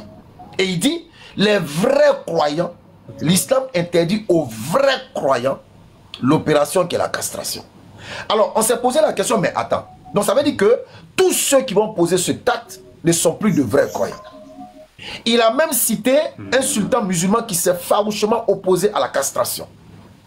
Et il a dit que les bandits arabes, toujours dans la page 234, contournaient alors tous ceux qui s'opposaient en tant que musulmans et ils allaient sur des territoires, notamment. Les voilà. Ils allaient Voilà. Ils allaient maintenant en Éthiopie parce qu'en islam, l'esclave a des droits. Autodidacte, autodidacte, mute-toi, c'est la dernière fois. Si tu te démutes là, tu vas descendre. Voilà. Mais il faut me faire descendre, c'est quoi ton problème? C'est toi, les pas. Pourquoi il est insolent comme ça? Il est c'est comme ça, ils sont. Mais pourquoi il est insolent comme ça? Béni, toi, tu as fini de parler. Kemit Malien là, tu as déjà dit l'identité. Il y a des adios, ceux-là. Donc voici un peu Mohamed. Ça dit c'est un boomerang. Un boomerang. Ça là, c'est un boomerang. Alors, tout à l'heure même, avec votre permission, je voulais parler de Cheikh Ahmadou Bamba. Parce que l'auteur parle de lui dans ce livre-là. Avec votre permission, hein, si vous le permettez, je vais parler de lui rapidement. Allons à ça, Béni, allons. D'accord. Alors, dans ce livre-là, il parle de Cheikh Ahmadou Bamba. Il faudrait qu'on parle un peu de lui à la page 142 jusqu'à la page 144. Ça commence un peu là-bas. Mais je tiens à préciser que je parle de la personne. Je parle de la personne qui est Cheikh Ahmadou Bamba. Je ne parle pas de ceux qui l'ont suivi après lui. Ce n'est pas d'eux que je parle. Donc je ne parle pas des mourides. Je ne parle pas des mourides qui ont suivi Cheikh Ahmadou Bamba. Je parle de la personne elle-même. Donc Tidjane Ndiaye nous dit ici à la page 142. Il parle maintenant, c'est le chapitre 5. Il parle des résistants africains. Il dit la résistance africaine. Et il va encore faire la part des choses. Il y a eu des rois qui ont été islamisés et qui ont été manipulés par les esclavagistes. Il le dit. Et il précise que parmi eux, il y avait encore d'autres. Nous allons lire. Il nous dit que face aux négriers arabo-musulmans, je tiens à préciser qu'il emploie arabo-musulman. Reine a sorti une source qui a parlé de cela parce que c'est devenu un thème historique. Bon, on ne peut plus s'en défaire. Il l'utilise juste pour que les gens comprennent. Donc, face aux négriers arabo-musulmans et à leurs complices qui ravageaient le continent noir, des chefs charismatiques et leurs sujets se sont dressés. En fait, à côté des élites souvent islamisées et à la sorte des négriers, il y eut toujours des chefs résistants, beaucoup plus nombreux, ceux-là qui ne perdit jamais leur foi en leur civilisation assiégée. Ces hommes savaient que tout crépuscule, comme toute nuit, a son aube. C'est à ces meneurs, bâtisseurs d'empire, écoutez bien, c'est à ces meneurs, bâtisseurs d'empire, religieux, mystiques ou grands seigneurs en mal d'aventure, que les populations ont le plus souvent accordé leur confiance. Ces hommes qui se sont opposés à la traite négrière puis à la conquête coloniale étaient une trempe exceptionnelle. Dans la vallée du fleuve Sénégal, à l'arrivée des Arabes, quelques souverains furent tentés de vendre leurs propres sujets. Cela devrait provoquer par réaction, dès la fin du 7e siècle, la guerre des marabouts. On les appelle, quand on dit les marabouts, on dit aussi les Toubena, qui signifie se convertir à l'islam. Ce mouvement était assez nébuleux au départ, puisque des tribus venues du Maroc et se réclamant de Toubena ont cruellement écrasé ou rasé les populations négro-africaines. Mais un certain Nasir al-Din, s'en réclamant aussi, prétendait quant à lui vouloir ramener les populations à une stricte ordonnance religieuse pour déclencher un vaste mouvement de résistance contre les monarques négriers et les envahisseurs. Bon, je vais laisser Nasir al-Din. Je vais aller directement à Cheikh Ahmadou Bamba. Là, nous sommes à la page 144. On nous dit, à la page 144, je vais prendre là, voilà. Donc, je vais prendre à partir de la page 143, vers la fin de la page 143. En Afrique de l'Ouest, la conversion de quelques rois télés et chefs de tribus et leurs sujets a engendré des bouleversements inattendus. L'islam fut même involontairement le support spirituel de certains grands mouvements de résistance. Écoutez, regarde comme c'est magnifique cette partie-là. Je vais relire la partie. On nous dit, en Afrique de l'Ouest, la conversion de quelques rois télés ou chefs de tribus et les sujets a engendré des bouleversements inattendus. L'islam fut même involontairement le support spirituel de certains grands mouvements de résistance. Là, on interpelle tous ceux qui disent que l'islam a aliéné. Voilà que Cheikh Tidiane, voilà, Tidiane Ndiaye nous dit que l'islam a été de manière involontaire même le support spirituel de certains grands mouvements de résistance. En plein 19e siècle, la traite arabo-musulmane continuait des ravages et les nations européennes combattaient officiellement le fléau, mais paradoxalement, la méfiance des colons et des hommes d'église vis-à-vis de l'islam contribua à son expansion en profondeur. Des érudits musulmans comme le guide religieux sénégalais Cheikh Ahmad Bamba non seulement n'ont pas trempé dans l'infamie de la traite arabo-musulmane, mais ont farouchement résisté grâce à l'islam.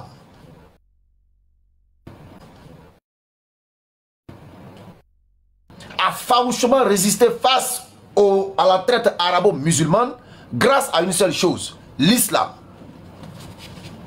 L'islam a permis à Cheikh Ahmadou Bamba de combattre, de lutter contre la traite arabo-musulmane des Noirs au Sénégal.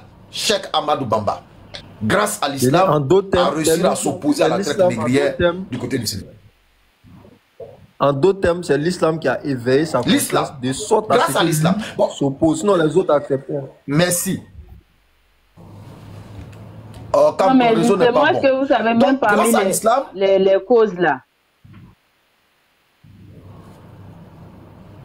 Mais okay. Parce que même c'est pour ça. Non, j'ai fermé parce que je me suis dit que tu parlais. Donc c'est pour ça. Comment on dit ça? On avait tendance à dire en fait que l'islam, même quand on parle des Samori Touré, les gens essaient de faire croire qu'ils étaient dans un but esclavagiste. Mais quand on va aller bien lire l'histoire, on va se rendre compte que c'était plutôt dans un but de réunification. Parce qu'ils ont compris que sans réunification, on pouvait pas mener le combat. Donc, même ce qui c'était pour esclavager, c'était pour islamiser, c'est pas vrai. Parce qu'il y a des zones où ces gens-là sont passés, ils n'ont pas islamisé du tout. Ils ont fait des guerres avec des gens justement qui refusaient l'unification de l'Afrique. Ça fait rigoler. Des gens comme Léopold Sédar Senghor, ils se sont érigés contre les Européens quand ils ont compris que ils sont allés faire des études et puis ils ont vu mais finalement il n'y a pas de différence entre nous. Il a fallu qu'ils aillent chez les Européens pour comprendre ça. Tidiane Ndiaye ne dit pas du bon de Sékou Touré, hein. On va y arriver tout à l'heure. Mais quand il parle de Cheikh Ahmadou Bamba, il dit que grâce à l'islam, il a réussi à s'opposer aux négriers arabes. Et vous allez voir, il s'est opposé à eux avec quoi? C'est ce qui est plus important. C'est-à-dire c'est l'islam qui lui a permis de comprendre que ce que ces Arabes-là font, musulman n'a pas sa place là-bas. C'est l'islam qui a permis à Cheikh Ahmad Bamba de comprendre que l'action de ces négriers arabes est contraire à l'islam. On va y arriver. Il dit, et parmi eux, Cheikh Ahmadou Bamba, qui va farouchement résister grâce à l'islam. On nous dit, l'homme avait commencé par séparer. Oh non. L'homme avait commencé par séparer le spirituel du temporel. Est-ce que vous voyez un peu la profondeur? Ça veut dire, quand tu as l'esprit aiguisé et que tu regardes l'islam, tu ne peux pas, c'est-à-dire tu ne peux être qu'un homme véritablement spirituel. On dit Cheikh Ahmadou Bamba, l'homme avait commencé par séparer le spirituel du temporel, dans lequel de nombreux chefs ou guides africains se perdaient. Donc c'est par rapport à ça que les négriers arabes ont réussi à manipuler certains chefs qui se sont islamisés. Mais Cheikh Ahmadou Bamba, avec l'esprit aiguisé, a réussi à séparer le spirituel du temporel. Et nous continuons la lecture, il dit, voilà, il dit que c'est dans ça que beaucoup de chefs et guides africains se sont perdus. En préoccupation basement essentielle et éminent corruptrice, Cheikh Ahmadou Bamba incitait ses fidèles à se tourner vers Dieu dans un travail de sanctification pour mieux dépasser les valeurs matérialistes du monde. Pourquoi il le dit? Parce que la traite arabo, comme ils ont dit musulmane, bon, j'enlève ça, la traite des Arabes, la traite négrière des Arabes, était à des fins matérielles. C'était pour le matériel. C'était pour le matériel, gagner l'argent. Parce que quand ils vont les prendre, quand ils vont les travailler dans les champs, c'est pour vendre, pour gagner l'argent. Donc c'était pour des besoins matériels. Alors Cheikh Ahmadou Bamba va rappeler à ses fidèles qu'il faut plutôt cultiver le facteur spirituel en recherchant l'agrément de Dieu pour ne pas avoir l'amour du bas monde dans les cœurs, pour que tu puisses aller esclavager, faire la traite négrière. Donc il a travaillé sur le spirituel. Travailler sur le spirituel. Parce que toute cette traite-là, le résumé là, c'est l'argent, c'est le matériel. Le matériel. Comment avoir des bras valides pour faire rouler l'industrie. Comment avoir les bras valides pour produire la canne à sucre, pour produire les colas. Comment avoir les bras valides. Et tout cela doit permettre à ces négriers d'avoir de l'argent. Comment les vendre pour avoir l'argent. Donc tout était relié au matériel. Alors on nous dit que Cheikh Ahmadou Bamba incitait ses fidèles à se tourner vers Dieu dans un travail sanctificateur pour mieux dépasser les valeurs matérielles du monde. Il prit ses distances avec les djihadistes, négriers pour la plupart. Il a pris ses distances avec ces négriers-là. Et on continue, il prit ses distances avec ces négriers djihadistes et dit, tout en combattant l'occupation coloniale lorsque les Français s'installèrent en force au Sénégal. Les abus du système colonial et le non-respect des principes humanistes, pourtant nés de la Révolution française, avaient fini par jeter une grande partie des masses sénégalaises dans la religion, bon, il dit la religion, dans la religion du mouridisme. Du mouridisme. Donc les gens ont commencé à comprendre et ils se sont rapprochés de ce grand homme Cheikh Ahmadou Bamba pour mieux comprendre sa position. Les gens ont commencé à adhérer maintenant au mouvement qu'il a créé autour de tous ces mouvements existants, dont le fondateur est précisément Cheikh Ahmadou Bamba. Ce pacifiste posera bien des problèmes aux autorités coloniales et à double titre. D'abord, parce que le mouridisme, bon lui dit si le mouridisme, religion d'inspiration islamique, obtenait l'adhésion des millions de fidèles, notamment des paysans qui contrôlaient la culture de l'arachide, produit d'exportation coloniale, etc., etc. On nous dit également que Cheikh Ahmadou Bamba, musulman pieux, n'était pas un adversaire classique que l'on pouvait combattre par les armes. Longtemps avant le Mahatma Gandhi et le Dr King, cet homme, c'est-à-dire Cheikh Ahmadou Bamba, s'inspirant des préceptes les plus pacifiques de l'islam, Cheikh Ahmadou Bamba, s'inspirant des préceptes les plus pacifiques de l'islam, avait décidé de s'opposer au pouvoir colonial par une résistance non violente. Il l'appelait lui-même, c'est-à-dire sa résistance là, il appelait sa résistance la résistance spirituelle par la non-violence. Mais qu'est-ce qui lui a donné cette éducation là? Qu'est-ce qui lui a donné cette force de résistance? C'est l'islam.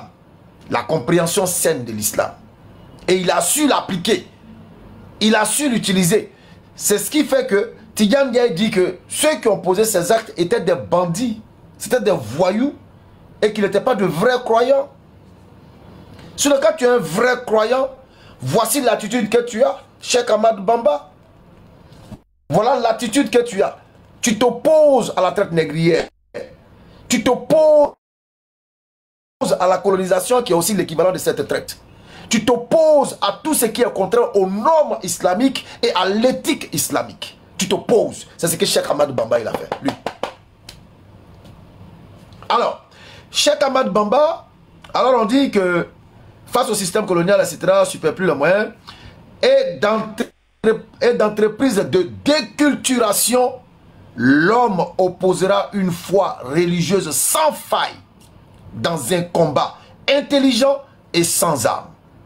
Cheikh Ahmadou Bamba était avant tout un homme, c'est-à-dire mystique dans le sens spirituel, incorrompu, détaché des choses matérielles. C'est-à-dire, tant que tu es accroché aux choses matérielles, quand tu es accroché de cœur, d'âme et d'esprit aux choses matérielles, tu ne peux qu'être un esclavagiste, tu ne peux que faire la traite négrière. Alors, je vais m'arrêter là. Peut-être qu'il y a des intervenants, ça va nous permettre de continuer, Inch'Allah.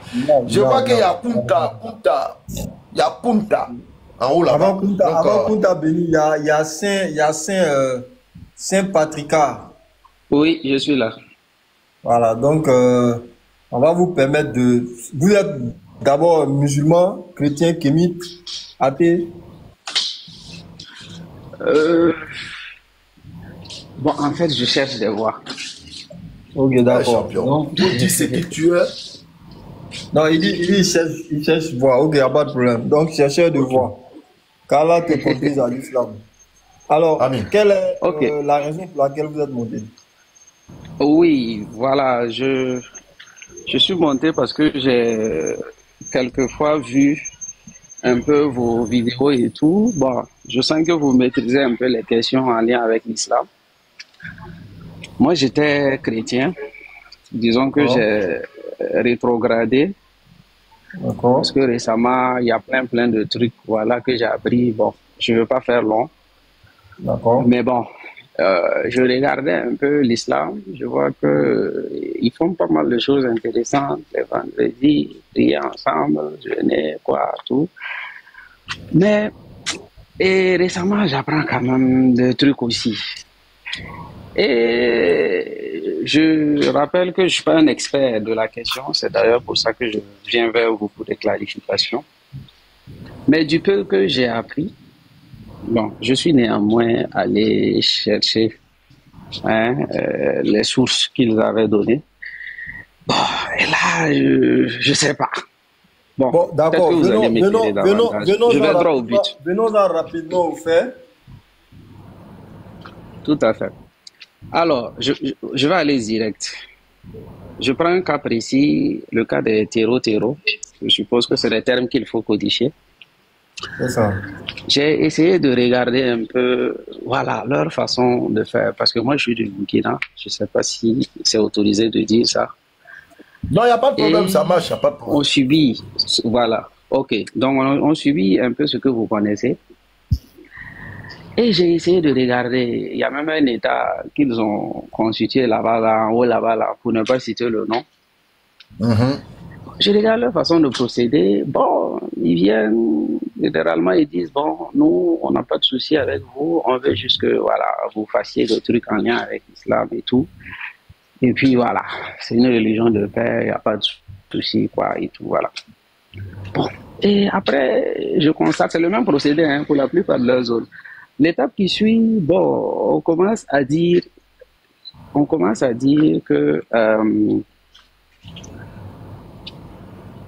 voilà, qu'il faut appliquer par exemple la charia et tout, parce que c'est des textes islamiques également et tout. Bon, les gars, ils se retrouvent un peu dans ça.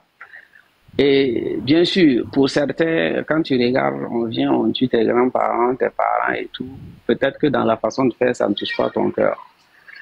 Et donc, quand on n'arrive pas, pour le peu, en tout cas, quand on n'arrive pas à toucher le cœur, quand ils ont l'occasion qu'ils veulent se retirer, c'est compliqué. On dit non, ce que tu mérites, c'est la mort. J'ai dit, bon, quand même, je me réfère à certains, quelques-uns qui valident. Et même des têtes d'ici, hein, qui valident. J'ai dit, bon, cette affaire-là, c'est comment par finir, c'est compliqué. Et pour les petites sources, je pense qu'on m'avait cité une sourate. Mon frère, 9, verset 5. Permettez-moi. C'est juste vous chuter. Non, oui, parce que ça prend un peu de temps. Moi, je vais juste mettre une vidéo. Je suis en train de chuter. Permettez-moi de chuter. Allez-y. Bon, voilà. Ren, donc, on va lui permettre de chuter juste après sa chute. Avant qu'on ne réponde, tu mets la vidéo et puis on répond aux deux en même temps. Ou bien, il chute, donc, tu mets ta vidéo aussi à nécessité qu'il réagisse, il réagit et puis on continue. Il va falloir qu'on soit Bambara, ou bien on va lui traduire. Allons-y. Bon, allez-y alors. Si vous comprenez déjà l'idée, je viens... Non, allons-y, Sourate 9, verset combien? Verset 6 ou bien 5? Béni, bien, Canada, Sourate. Oui, 5. C'est pas le sujet du... Non, en 5, 9-5. Non. D'accord. Moi, je vais jouer la vidéo. Même Malingue, comme c'est une lucarne, voilà, moi, Nana a problème. Ça, c'est juste des parenthèses. Voilà. Nos loups on va pas s'étendre dessus. Donc, je ne sais pas si ce que j'apprends est vrai et je me réfère à vous. Je ne sais pas quel truc vous pouvez me dire. Tu as la sourate, tu as le verset devant toi, mon frère Saint-Patrick, tu as le verset devant toi. Ou une éventuelle lecture.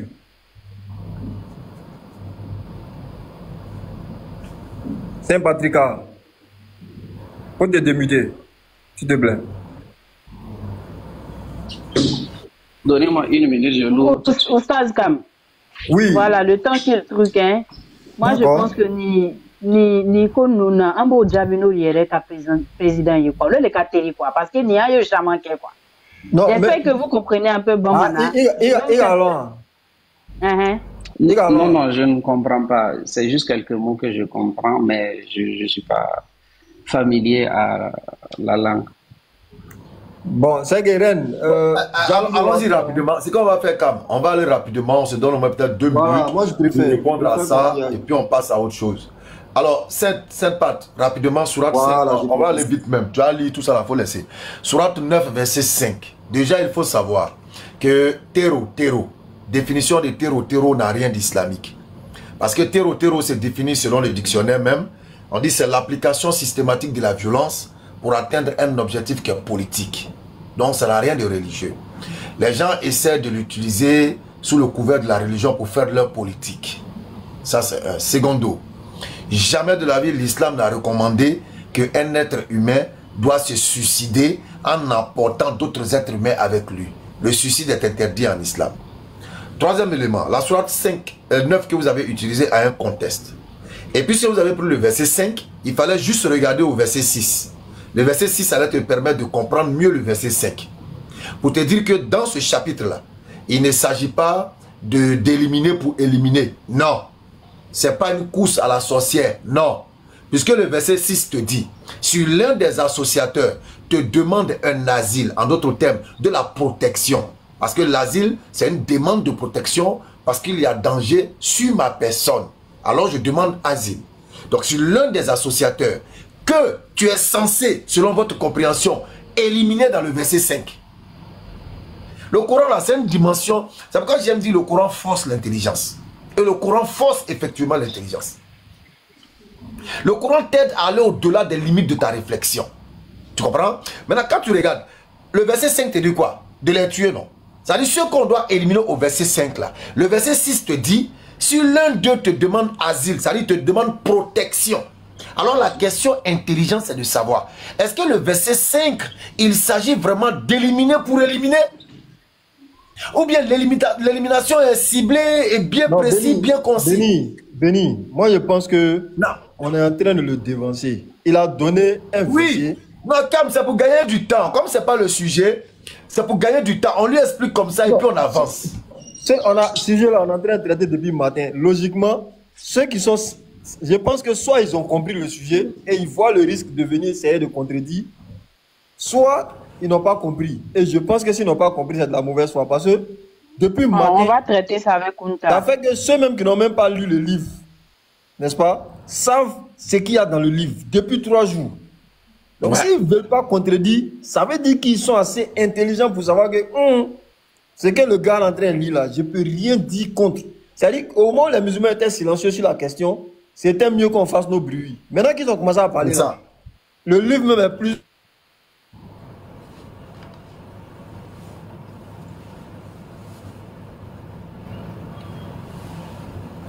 On n'entend plus. Non, mais c'est moi seul, on ne l'entend pas. Moi, je ne l'entends plus. Benny, on va jouer. Je vais jouer la vidéo. Attendez 2 minutes. Je voulais pas interférer sur le jeu. Oui. Joue la vidéo. On te met en grand ou bien c'est audio? Non, c'est audio. Et actuellement, la cam, moi, il y a 4 comptes qui sont signalés actuellement. Donc, même si on m'appelle, mais je ne vais pas me vidéo ici. On dit ça bug beaucoup. Donc, on va tapoter, on va partager.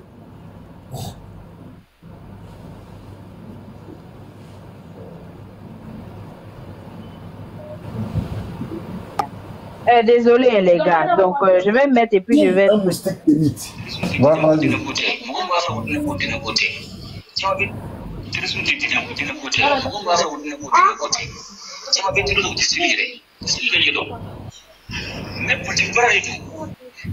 C'est le président du Mali qui parle, parce que je n'ai pas retrouvé la vidéo du président du Burkina. Mais là, c'est le président du Mali qui parle. Je remets et puis je traduis en même temps.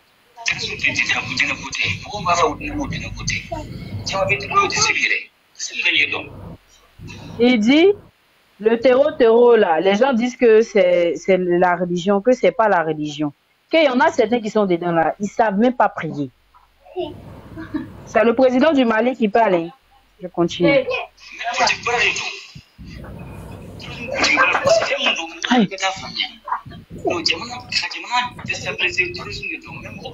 Voilà, il dit c'est quelque chose de le terreau en fait, c'est une politique. Quand on veut déstabiliser un pays, on utilise le terrorisme. Oui,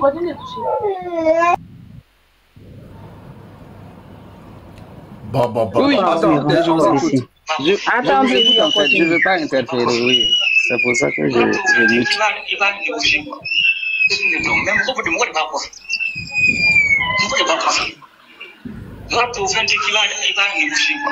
Voilà, il dit c'est quelque chose, il y a des gens derrière. C'est pas quelque chose dans lequel on peut négocier.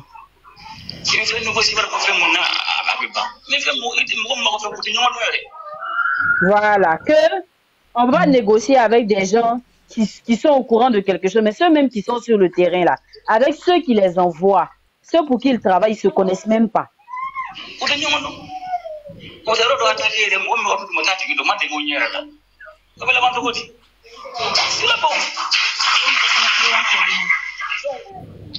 Donc, je vous rappelle que celui-là, contrairement à Saint-Patrick, moi, je ne connais pas votre vie, mais je pense que vous n'avez jamais été au front. Mais ce gars-là, il a fait des années au front avant d'être président de la République et il dirige un pays. Donc, je pense que pour tout le monde ici, c'est mieux d'écouter ce qu'il dit que par rapport à... Je suis désolé, mais je lui prête plus foi qu'à vous. Voilà, parce que vous dites que quand ces gens-là arrivent, ils disent ça. Donc, vous étiez avec eux. Je ne sais pas comment vous avez fait pour faire cette déduction. Mais lui, par contre, je suis sûr qu'il a été au front. Voilà, on l'a vu en uniforme. Il a été au front avant le coup d'État jusqu'à devenir président. Donc, voilà ce qu'il dit du terrorisme. Il dit, c'est pas une question de religion. Il dit, il y a une vidéo où même il dit, il y a ces gens-là, on trouve de l'alcool avec eux. Ils ne prient pas, ils savent même pas comment prier. Il a mis la main sur eux, en fait, pour vous dire ça. Donc, je pense là qu'il y a débat dessus, quoi. Et c'est pas notre sujet du jour. De frère, il vous a expliqué. La sourate est fait 129 versets, si je ne me trompe. 129 versets. Vous m'envoyez le verset 5, vous voulez que je lui dise quelque chose. Qu'est-ce que je peux en déduire? Surtout que, dans le premier verset, on dit désaveu de la part de Dieu, de son messager à l'égard des associateurs avec qui vous avez conclu un pacte. C'est le premier verset de la sourate. Donc, vous voyez que c'est un peu difficile. Si on doit continuer comme ça, on va aller dans tous les sens de Saint-Patrick. Voilà. Si je veux, je vais être sûr que je vous suis. si vous permettez, je veux être sûr que je vous ai compris jusque-là. Oui, j'écoute. Oui. Voilà, on va aller vite. Comme vous avez donné la sourate 5, le verset 6, pardon, vous avez donné la sourate 9, verset 5. Le verset 6 dit, si l'un des associateurs te demande protection, accueille-le, afin qu'il attende la parole d'Allah, puis fais-le parvenir à son lieu de sécurité. C'est-à-dire, tu l'accueilles, tu le sécurises, et puis tu le sécurises jusqu'à ce qu'il arrive dans un endroit où lui-même il se sent en sécurité. C'est-à-dire, tu le protèges. Pourtant, au verset 5, on te dit, tuez les associateurs. Alors la question que je vous pose, est-ce qu'il s'agit de tuer pour tuer? Est-ce qu'il s'agit d'éliminer pour éliminer? Salam alaikum, Béli. Excuse-moi, je voulais ajouter quelque chose. Vas-y. Attends, il ajoute quelque chose rapidement. Et puis tu prends la parole. Okay, voilà. Donc, ça veut dire qu'en fait, si la personne ne parvient pas, ça veut dire que si la personne ne parvient pas, si tu ne le raccompagnes pas jusqu'au lieu où il se sent en sécurité, le jour de la résurrection, tu as des comptes à rendre parce que c'est un commandement qui t'a violé en fait. Bien sûr. Bien sûr. Parce qu'il t'a demandé protection. Tu l'as accueilli. Ça dit, ça devient maintenant un devoir pour toi.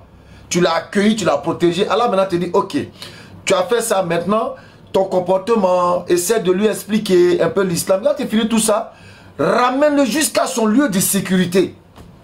Tu dois le sécuriser jusqu'à ce que, bon, on arrive si c'est bon, tu es en sécurité. Si oui, c'est bon, je suis en sécurité. C'est bon, oui, c'est bon. Tu le laisses là et puis tu continues ton chemin. Maintenant, c'est un truc. Est-ce que c'est vraiment éliminer les associateurs pour éliminer les associateurs? Ou bien est-ce que c'est contextuel? Oui, bon, de vos explications, je comprends que c'est contextuel.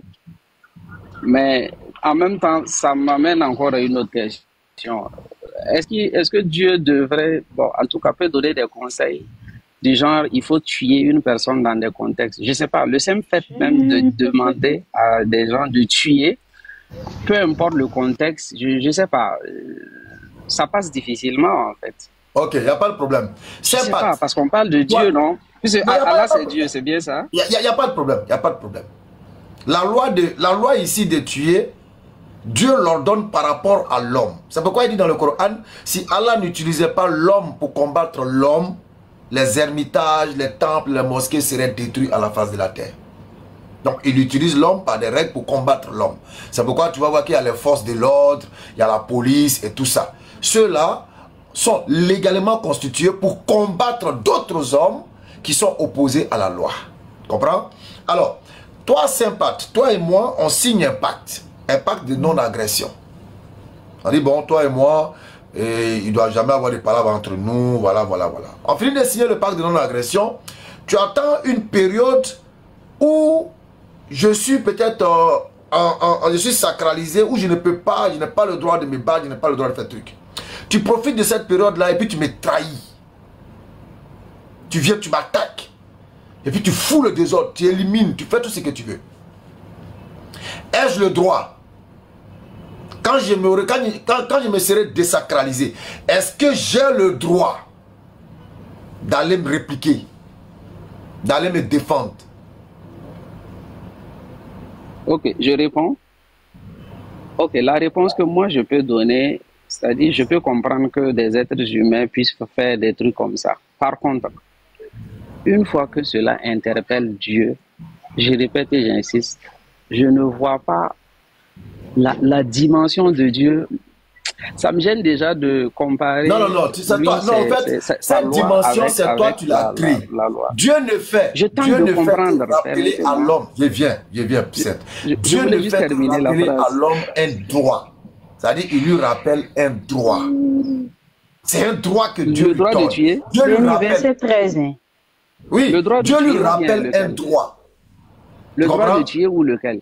Lequel des droits?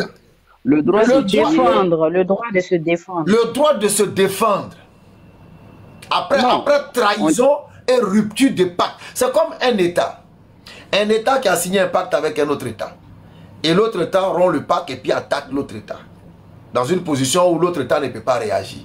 Quand elle retrouve tous ses esprits, mais son droit, c'est de se défendre. Et Dieu rappelle à l'homme, en pareille situation, voilà l'ordre qui t'est donné. Comme ils ont agi comme ça, je te donne l'ordre d'aller te défendre et de les massacrer où tu les trouves. je t'autorise, ok. Je viens. Tu vas te mettre dans une position de sentimentaliste. Vraiment, je n'arrive pas à comprendre, je n'arrive pas à ceci. Mais nous, les hommes intelligents, nous avons compris. Nous avons compris en ce sens que le verset 6 nous clarifie l'esprit.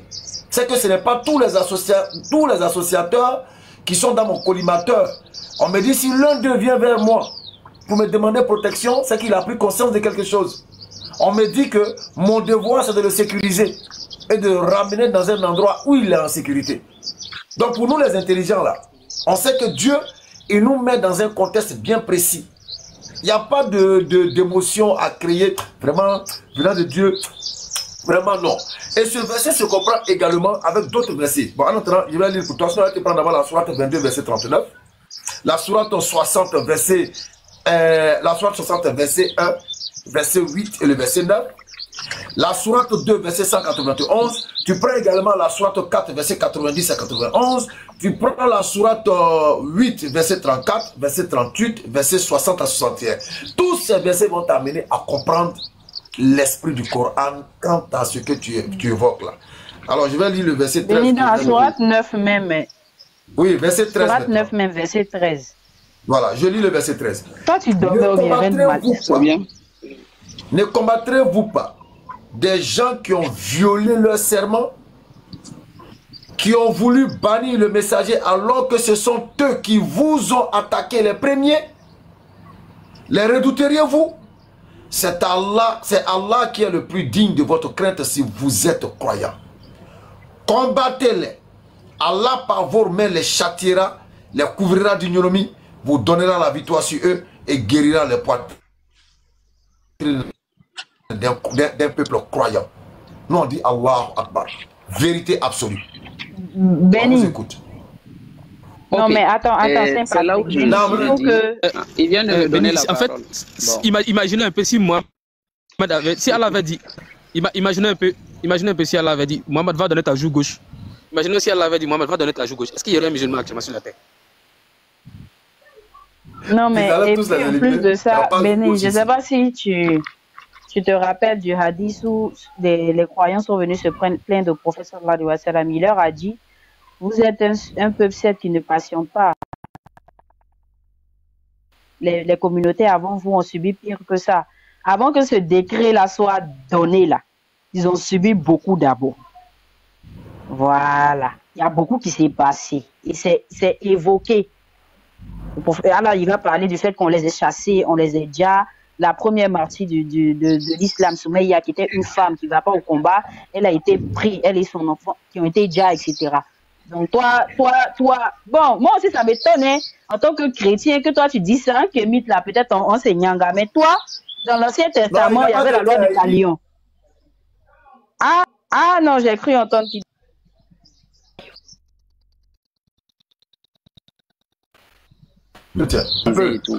Donc, voilà. mais les gars, sincèrement, si vous me permettez, alors, je suis d'accord avec toutes les explications que vous donnez, mais ce que je dis, c'est que les terreaux utilisent également ou trouvent également une justification dans leurs actes. Et quand on lit, on trouve également le mot qui légitime, en tout cas selon le Coran, ce qu'ils ont produit comme acte. Maintenant, je peux comprendre que dans le même document, qu'il y ait des textes vertueux qui sont positifs, qui disent non, il faut faire quoi. Mais dans le même document, on trouve aussi ce que les gars là font. Bon. Que c'est pas le fait aussi que le même document puisse comporter cette prescription-là. Bon, justement, on puisse exploiter les éléments justement pour faire leur massacre. Ouais, tu nous fais sortir de notre sujet, hein, mais je crois qu'on va aller très vite. Et puis bon, après ça, si tu n'es pas dans le... Mais votre sujet, c'est quoi? Attendez. Non, justement, il y a un sujet qui est ici, mais on va aller vite. Dans la charte de l'ONU, c'est interdit d'agresser un autre peuple. Est-ce que ça a empêché les États-Unis d'aller agresser d'autres peuples au nom de cette même loi? Ça, c'est une loi humaine. Quoi? Celle de non, Dieu. Ne parle pas de... Non, ne parle pas de Dieu. Dis que ces gens-là utilisent les textes-là pour aller légitimer. Les États-Unis ont utilisé les mêmes textes des droits de l'homme. Est-ce que comparer le Coran au droit des textes des droits de l'homme? On ne compare pas le Coran aux droits des hommes, tu vois? C'est ça le problème en fait avec vous. Toi, tu ne crois pas au Coran. Le Coran, c'est un texte établi qui est là. Nous te disons que, nous te donnons les preuves que ces gens-là ont mal compris, ils ont mal utilisé. Toi, tu nous dis que c'est parce que c'est là-bas qu'ils ont mal utilisé. Moi, je reviens à toi, ton niveau de réflexion. Toi, en tant que non-musulman, on a des textes préétablis des lois de l'homme. Attendez. L'ONU interdit l'agression d'autres peuples de s'ingérer dans les affaires d'autres peuples. Il y a des droits de l'homme qui sont institués. Ça n'a pas empêché que les États-Unis et même Israël utilisent ces mêmes droits de l'homme-là pour parler de légitime défense. Donc maintenant, tu veux que nous, on fasse quoi? C'est la personne le problème, mais ce sont les droits de l'homme le problème. La réalité, il est devant toi, frère. Maintenant, si tu veux qu'on a qu'à venir maintenant, nous, se mettre au même niveau que toi, ta réflexion, au même niveau que la réflexion des terreaux, tu veux qu'on fasse quoi? Et pire encore, je t'ai donné la vidéo d'un ex-combattant. Il a côtoyé ces gens-là. J'ai vu même des gens en bas qui disent qu'il a même été arrêté par ces gens-là. Il a vécu au milieu d'eux. Il dit que ces gens-là ne sont pas musulmans. C'est pas parce qu'ils disent, donc, hey, moi je peux venir aujourd'hui et puis je vais dire que non, je suis musulman, mais je suis chrétienne, alors que c'est faux. Donc parce que quelqu'un dit quelque chose, ça devient véritable à obtenir. Non, du tout. Maintenant, ça, c'est toi. Moi, je crois que le débat, il est clos, quoi. Si tu ne veux pas rester dans le cadre de l'esclavage arabo-musulmane, vraiment, frère, il faut descendre parce qu'on a d'autres choses à traiter, quoi. Ok, rapidement, pour terminer, Sympath, il faut savoir qu'il y a plus d'1 milliard de musulmans sur la terre. Plus d'1 milliard de musulmans sur la terre qui ont lu ou qui lisent la sourate 9, verset 5. Si la sourate 9, verset 5, comme vous le dites, avait cette compréhension de terreau, frère, tu es sûr que toi et moi, on serait assis ici sur TikTok en train de parler? Parce que qui mieux qu'un musulman est prêt à obéir à la parole d'Allah de façon aveugle? Si la sourate 9, verset 5, que plus d'1 milliard de musulmans ils lisent, si ça avait cette compréhension de terreau là, tu penses que toi et moi on serait là en train de parler quoi sur TikTok? Plus d'1 milliard de musulmans. Mais on allait appliquer ça là. Il y a longtemps, on allait appliquer. Parce que nous en islam on dit quoi? Nous avons entendu et nous avons obéi. Donc comme on a entendu, on a obéi là. Si la sourate 9, verset 5 était compris comme toi tu es en train de le comprendre, ou comme les terreaux l'ont compris là, tu allais avoir plus d'1 milliard de terreaux sur la terre. Tu penses qu'on allait s'asseoir ici pour bavarder? Il y a longtemps la terre. Les 1 milliard que vous avez décompté, c'est y compris eux. C'est pour vous dire, vous dites que les musulmans dépassent 1 milliard. Je veux juste vous comprendre. Non, j'arrive, les musulmans dépassent 1 milliard. J'arrive. Voilà, c'est pour vous dire, mais vous allez trop vite pour moi en fait. C'est pour vous dire que la compréhension saine de ce verset là, c'est ce qu'on vous a donné. Pour comprendre le verset 5, lisez le verset 6. Si vous avez compris le verset 6, vous allez comprendre le verset 5. Si vous n'avez pas compris le verset 6, lisez le verset 13. Si vous avez compris le verset 13, vous comprendrez le verset 5. Maintenant, si vous avez lu ces 3 versets que vous n'avez rien compris, fermez le Coran et puis déposez. Et puis allez-y vaquer à autre chose. Là, ikra fi din. Nul contre ta religion. Ok? Merci d'être passé. Alors, on a compté en haut. Nous disons qu'il n'y a jamais eu de traite arabo-musulmane. Alhamdulillah, alhamdulillah, alhamdulillah, rabbil alamin. Nous remercions Allah, bien sûr, qui nous a permis de suivre cette vidéo. Nous vous disons, bien sûr, merci d'avoir suivi la vidéo et de rester connecté. Et n'oubliez pas surtout de vous abonner à notre chaîne RT Religieux TV. C'est très important. Abonnez-vous. Abonnez-vous pour que ça puisse permettre à d'autres personnes de voir vraiment la véracité de ce débat-là. Donc aussi, abonnez-vous aussi pour que ça puisse booster non seulement la vidéo, afin que ceux qui n'ont pas encore vu la vidéo puissent la voir. C'est important. Et n'oubliez pas aussi de liker la vidéo. C'est important aussi. Et n'oubliez pas de laisser vos avis dans les commentaires ou de partager cette vidéo-là. À la suite de cela, nous allons dire bien sûr demain ou après-demain, ou bien nous dirons à la prochaine, Inch'Allah ta'ala, qu'Allah nous bénisse tous depuis nos différentes positions et que Dieu sa main soit sur nos différentes affaires. Assalamu alaikum wa rahmatullahi wa barakatuh depuis vos positions.